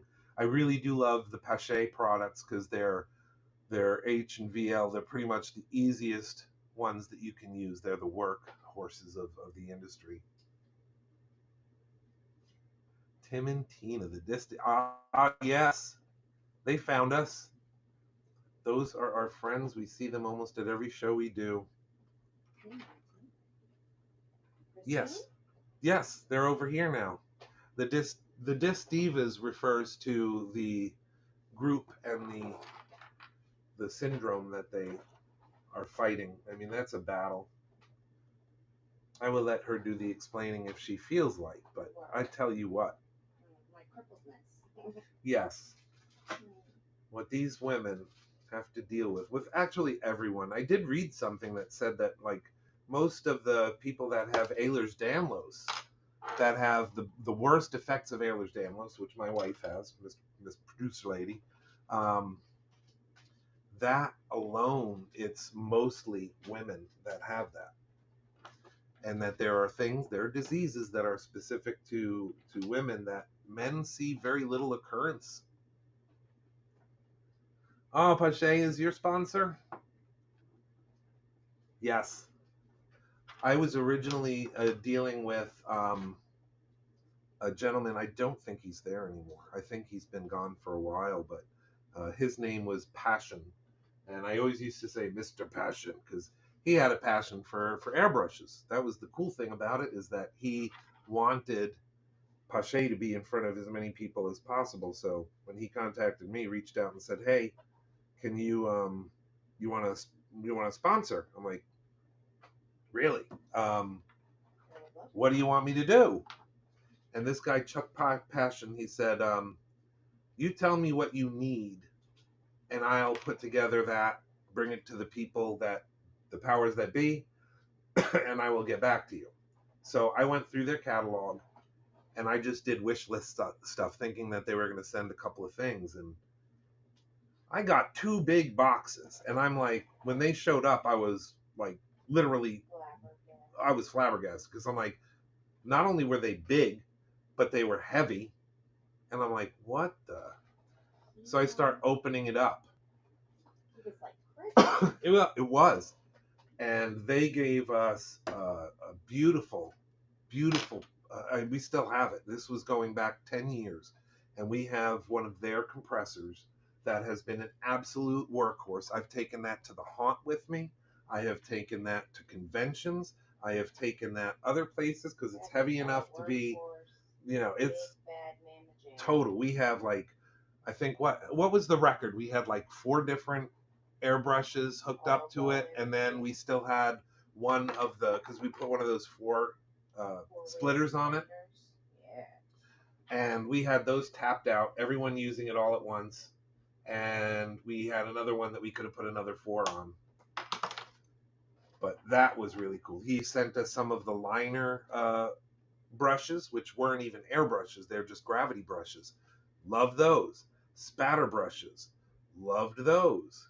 Because they also listen to their people, and when they say, hey, we want to do, what do you want? What do you want in an airbrush? And some people were saying, well, I really want something that spatters without me having to customize it. Yeah, because that was the trick. You'd either put, like back in the day, you'd put like a piece of metal wire, you'd bend it like in a 45 and actually wire that to the tip of your airbrush. So when the paint stream hit that, it would kind of spatter. So you'd lower down your pressure a little bit, and then you'd have one of those on there, or whatever. I mean, toothpicks. You got creative. Nowadays you can print this stuff, but he came up with a way of doing a spatter brush, and I was like, oh, great, thank you. I was just blown away, and I contacted him. He's like, no, thank you. I know that everywhere you went, you've said that you love Pache. Pache is your jam, and this is kind of a thank you. And just give us a shout out. So you'll notice that our credits for Monster Manor. Yep, our credits on Monster Manor all give credit to Pache, and another one that we had on there forever. Our friend from the best. In fact, I have some of them here. Where are they? Because those I want to show you, because you need to get these. You know what? Oh, here they are. Here they are. Sorry. Okay. So this is my friend Robert Burns, not Bob Burns, because that was always a confusion. But he has this line of tools, fine line tools, big tools, ribbons, all sorts of stuff. But cutting edge sculpture, one of the best things out there. I know that they're selling them, but I don't know if he sold it or what. But that guy, his tools are awesome. He had like a contract with, if I remember correctly, he had one with Kazu and with Steve Wang, I think, or Wang, depending on how it's pronounced. But yeah, he had a contract with them, did specific tools for them. Yeah. And for us, we asked him for a couple too, and we were like, we need something like this, and he wound up getting us one that he didn't have.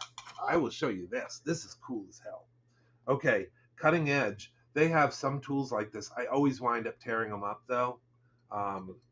But I actually got this from Producer Lady. But it's actually for a brush.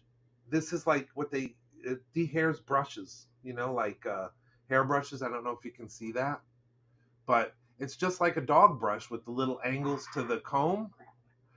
This I use to put the coolest textures into Monster Clay. So, and this rake is only like, what, $1 something? I think on Amazon you get it in a couple of days, and it was like $3 for 3 of them, or $3 for 2 of them. but that is a really good tool as well. Texture tools I absolutely love. But yeah, I think shift this, Matthew. I think that we could be friends, man.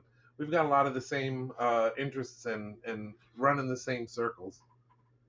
But there is the throwback creature from the Black Lagoon AHI figure. And again, once we get this all assembled and painted, he'll have his little base that he'll stand on proudly. We're also going to be doing bases like this for all the characters.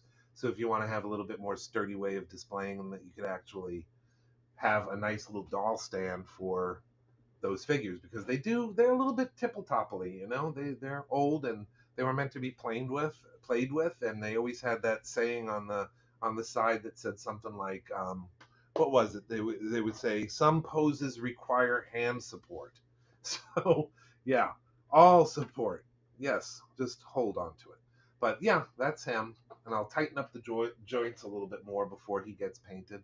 But there you go. So we worked on this one here. Got to tighten up those joints.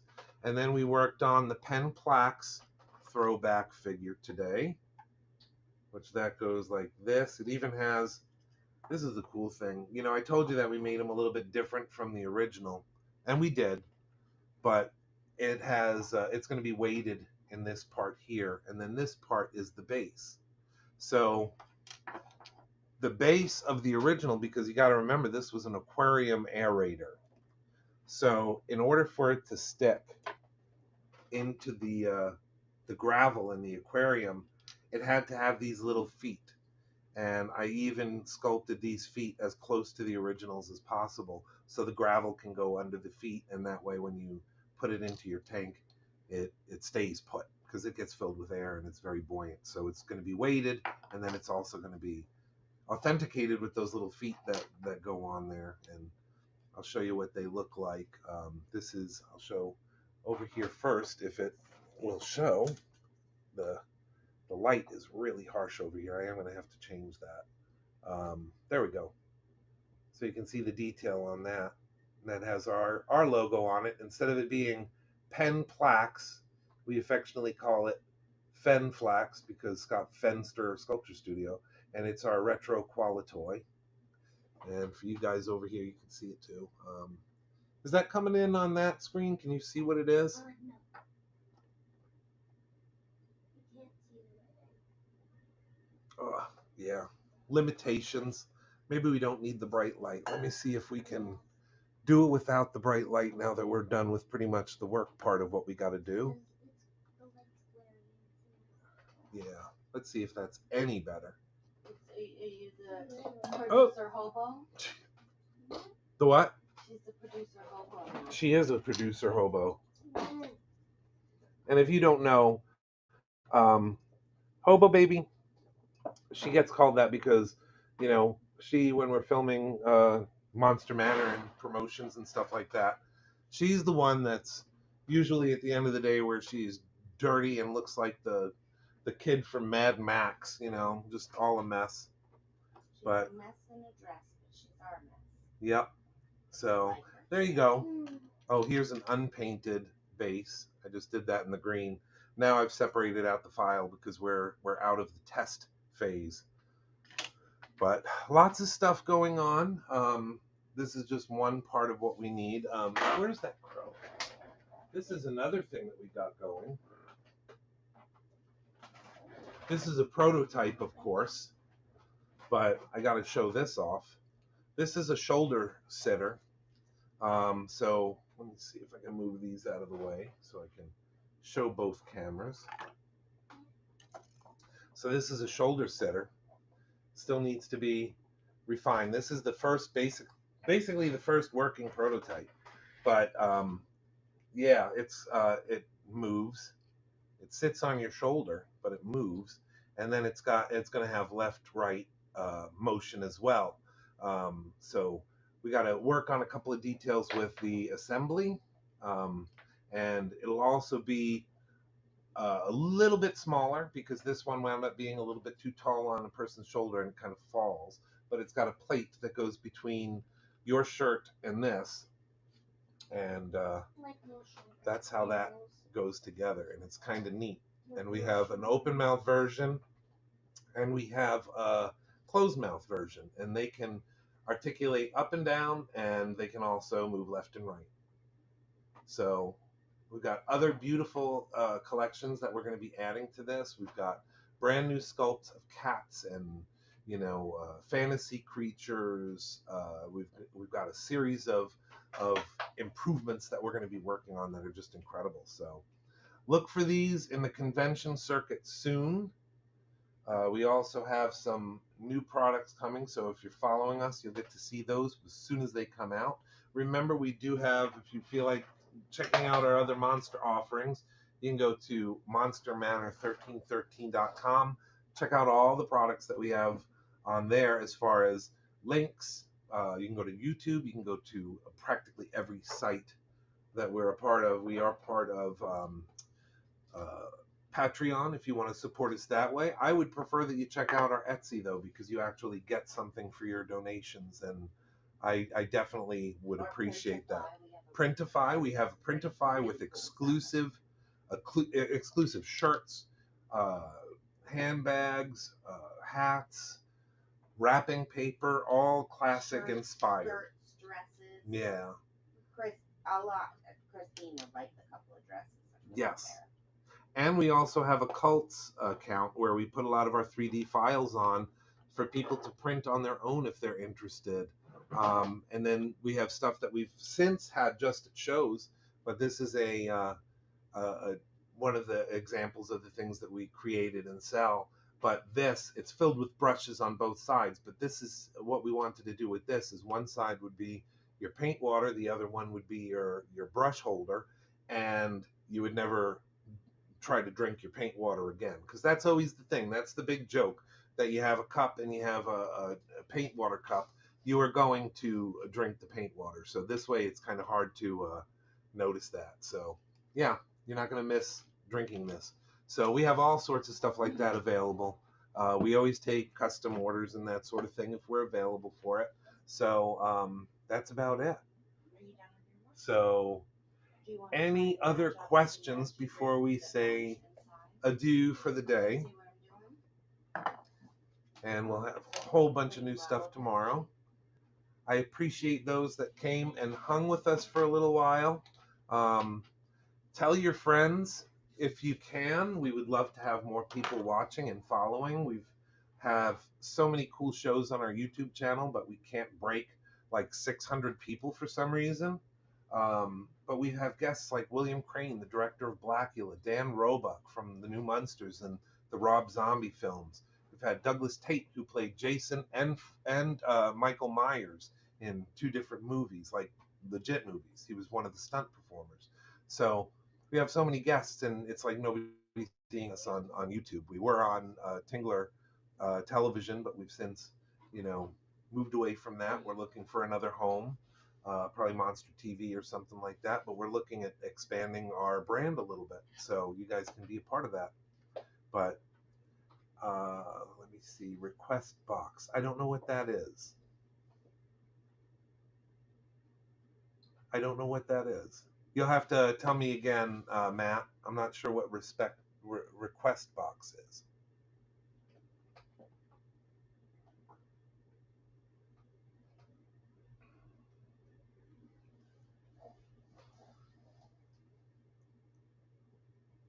But okay, well, I guess that about wraps it up. I will keep in touch with you. I will go over right after the broadcast wraps, Matt, and I will get you. Oh, okay. Yes, we're probably going to do some of the airbrushing hopefully tomorrow, and you'll get to see that.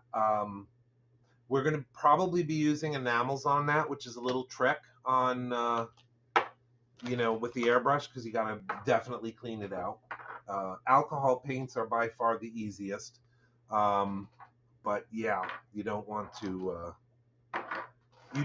get these trapped in your airbrush. So yeah, so that's basically that. And I think what you're saying is to come in. Let's see, maybe we can meet. So I'm old. I haven't done this before, so bear with me 1 second. So I have to tap your picture. Let's see. We're gonna see if we can join in here. Okay, I can follow back. There we go. Let's see, guests. Let's see how this works. This will be our first guest in. Let's see. And I'll even turn it towards me so we can talk face to face. Let's see how this works. Can you hear me? I can, Matthew. That's you, right? Yes, sir. It's me. Hello. Hey, what's going on? Not much, man. I'm just sitting here in the studio real quick before I've got just some of my pieces that I'm working on. Oh, awesome. Could you mom me a It's favor? going to be polished a In little my bit when it's done. bedside table drawer, there's 2 bags of batteries. Can you get Fantastic. AAA batteries? Got this other one. 2 or 3. Oh, cool.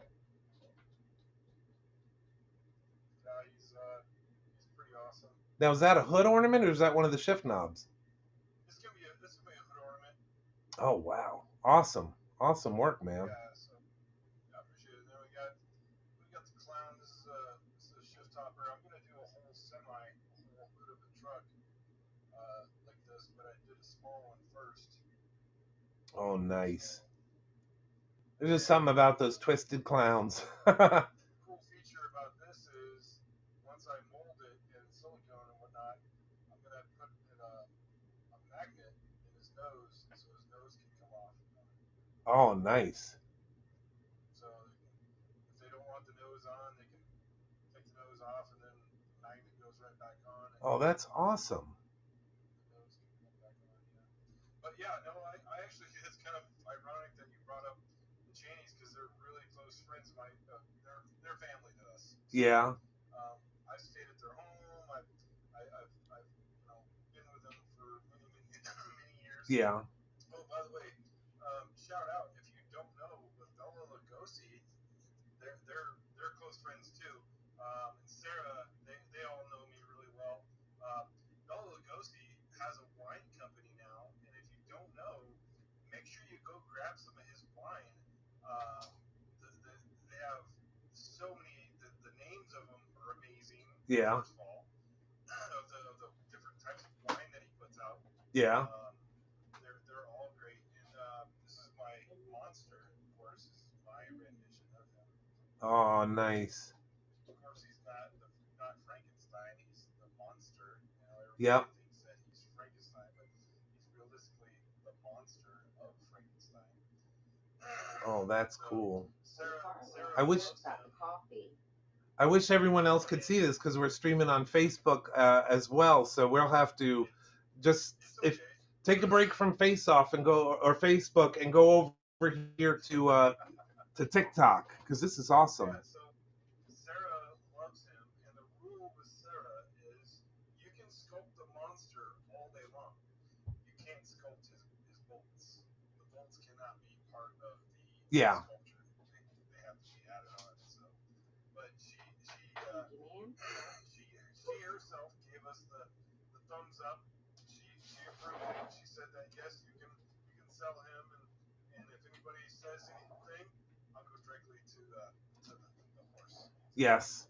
Yes. And also, I talked to folks over, my friends over there at the Star Wars people, the Winston family of everybody, and they're fine with me doing this.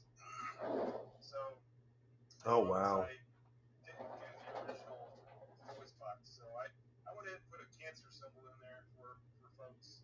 Yeah. So this is a hood ornament as well. Mm.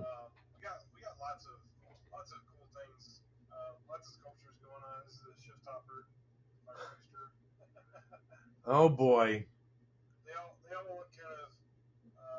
I've got lots of different rat rod stuff. Yeah. Rat Fink. I got a rat fink that I'm doing right now. It can't be called rat fink because Yeah. the folks, but it's so close that I actually had to change a couple things because I got too close on him. Oh, yeah. The Hell's Angels this goes on their headlight, so this is it's still working mode here. Nice. The 3D people I love, but I raced a 3D printer the other day, and we the human won, thank goodness. Yeah. But yeah, this is one of my old ones. It's this guy's. You know, they don't take very long at all. You know, what I mean, if you got the talent, the gift, you know, what I mean, it's pretty easy to Yeah. do. But no, I'm glad that I've been following you for a while. We just have never connected on this level. But, Yeah. we know all the same people. Ed Edmonds, Yeah. he's like an uncle to me. He's just right down the road.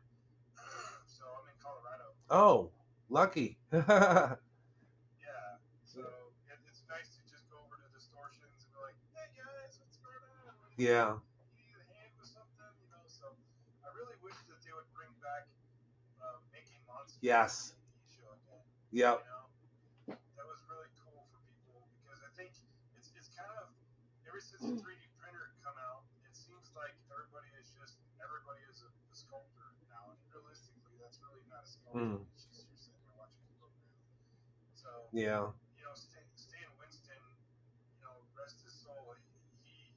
Him, and all the Rick Baker, and Mike Hill, and Jordu, and John Fuller in California, and Pat McGee, and all the people that are like sculpted so many things in this industry that they're kind of being pushed out to the side now in a way, and it's Yeah. because computer, you know, nothing like Lon Chaney Senior. He would never um, he would never conform to that. I mean, he was so. I heard you talking about him earlier, and I've heard so many intimate stories about him that most folks don't know, and I'll share one with that. He was so awesome that in his time in Hollywood in California, a lot of actors didn't have a way to get to the studio, and he had a car, so he would go around and he would pick up. He was the official like monster Uber ride. He would go pick up other actors and go, okay, we're going to the studio, and he would go around and pick them all up. You know, a lot of people don't know that he would go around and drag them down to Hollywood. Oh my gosh. So he was fundamental about how he cared about his fellow actor, and a lot of people that couldn't do their own makeup, he would take the time while he's like in makeup, work on other people's makeup for them so they can be able to provide for their family. Yeah. So that was just so cool. That time frame of helping your fellow artist Yeah. is kind of like that's what's really cool about going to Monsterpalooza and seeing Oh yeah. all the originals, all the old school. That was really cool to get to actually meet Julie Adams. And unfortunately, the next day that I saw her again, she had no idea who I was. Oh yeah. 45 minutes with, you know. Yeah. It was, but her son did. Her son remembered me and everything. So, but he took me to the side. He's like, be easy on my mom. She's you know losing her memory, and it's sad because of all the things that she knows. Yeah. But anyways, I didn't want to take up your time. It was an honor to come in and be a part of your. Oh, is he talking about Mitchell? Yeah. Yeah. I am glad that you did. Thank you for showing me how to use this add-on button to get you on the screen. Yeah, it's really fun to add in other people. Yeah. That way, their people come in and it all comes together. Yeah. Normally, I have like you know I'm not that popular, but sometimes it's like I have 300 or 400 people in hanging out. Yeah. Watching. One thing I can add to you if you want when you're doing your thing on this here TikTok, swipe over, drag your screen from the left to the right, and it'll make the comments bigger, so you can be able to. If you interact with your community, try to, yeah. It's like right now, someone says hi Scott, hi hey Scott. Reading the comments, it makes people go, oh, they see me. Yes. So that on this platform, it's all about interacting with the people that come in, and sometimes we get involved in our craft that we forget to Yeah. commented. But I hear the production crew in the background. What did you She's hard do? at it. Yeah, that was me. Well, cause I'm over here, I'm making stuff too, and She's making stuff. Yeah, Yes. I dropped the flashlight. You are recognized. We hear you. Yes. Thank you. Yeah. I am making flowers with bones.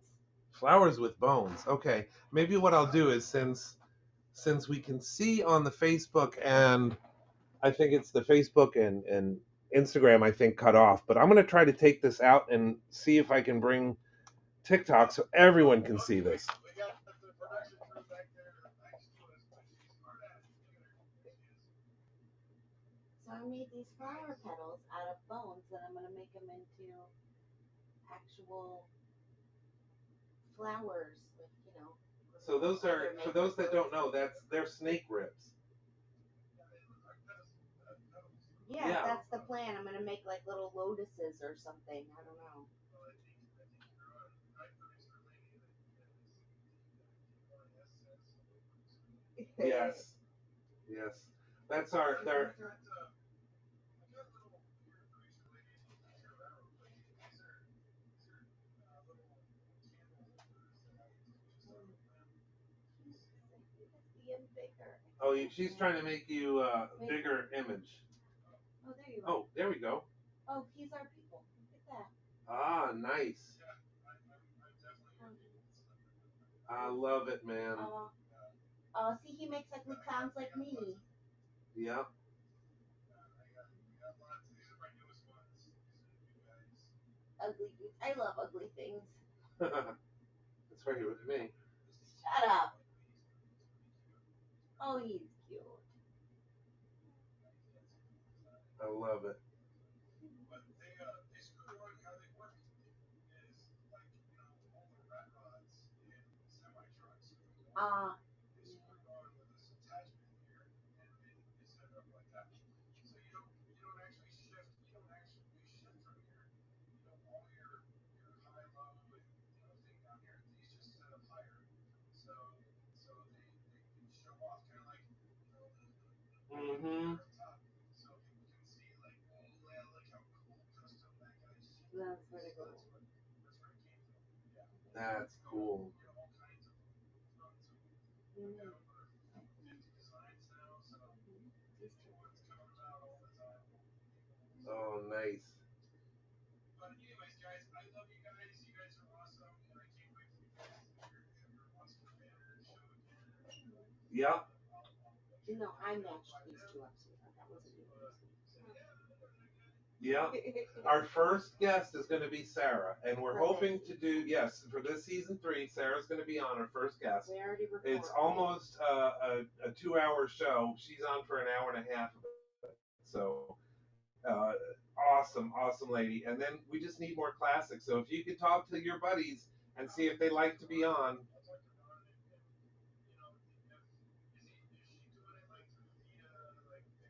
Yeah, we do it through EV Mux. Okay. Yeah.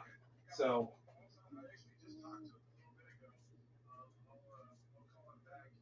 His son just got married and whatnot, so Yeah. they have 8 grandbabies. So Oh wow. Wrapped up with all the grandbabies and whatnot. Yeah. But he's awesome. He's always coming out to Colorado because they basically Jamie Senior started the deaf blind school down Yes. So they always come out and visit that. And of course, there's something into that. It's awesome. So yeah, no, I'll text him back and see if he's busy, and I'll ask him. Just send me a direct message if you can. Just click on my name. Definitely. And I'll be able to send him the info about how to contact you and whatnot. Oh, that's awesome. I would really appreciate it, man. That's how we're gonna spread this thing, is just word of mouth. We're in a 3rd season. First season we got a nomination for a Rondo, but yeah, so we're just trying to build it and give people what they want. So it's a show for the people, basically. Yeah, definitely. My sculptor, that word. Yeah. The precursor. But the precursor is just like the flash, and I gotta put that away before it becomes something. Yes. Yeah, I'm dangerous with that now because I even do the. Actually getting to talk to you and hang out with you. Thank you for allowing me to come in. Oh, my pleasure. Producer lady, we thank you for your hard work back there. And Thank you. graciously bow out of here and Okay. continue doing your Yeah, thing. we'll do it again soon, man. I promise. That'd be awesome. Yeah, yeah, definitely. So, I'm trying to disconnect myself.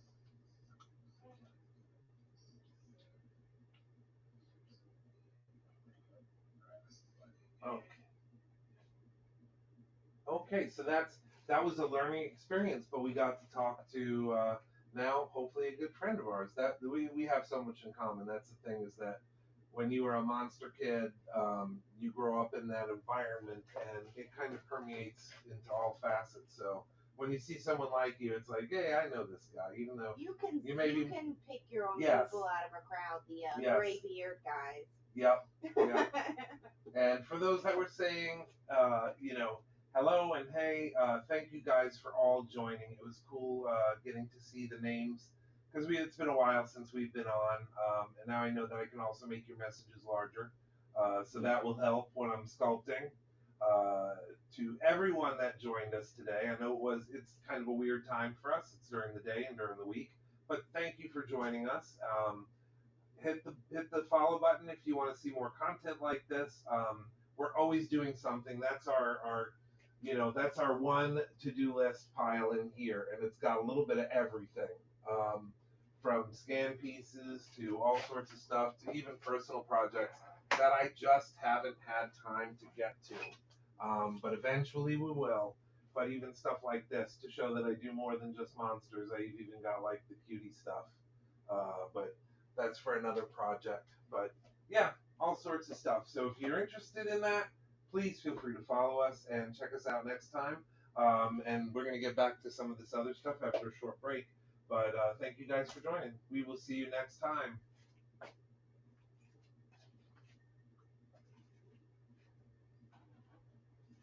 And to our followers and friends on Facebook and YouTube, thank you guys for joining. Um, for all of you that made comments, Tim, thank you for your support as well.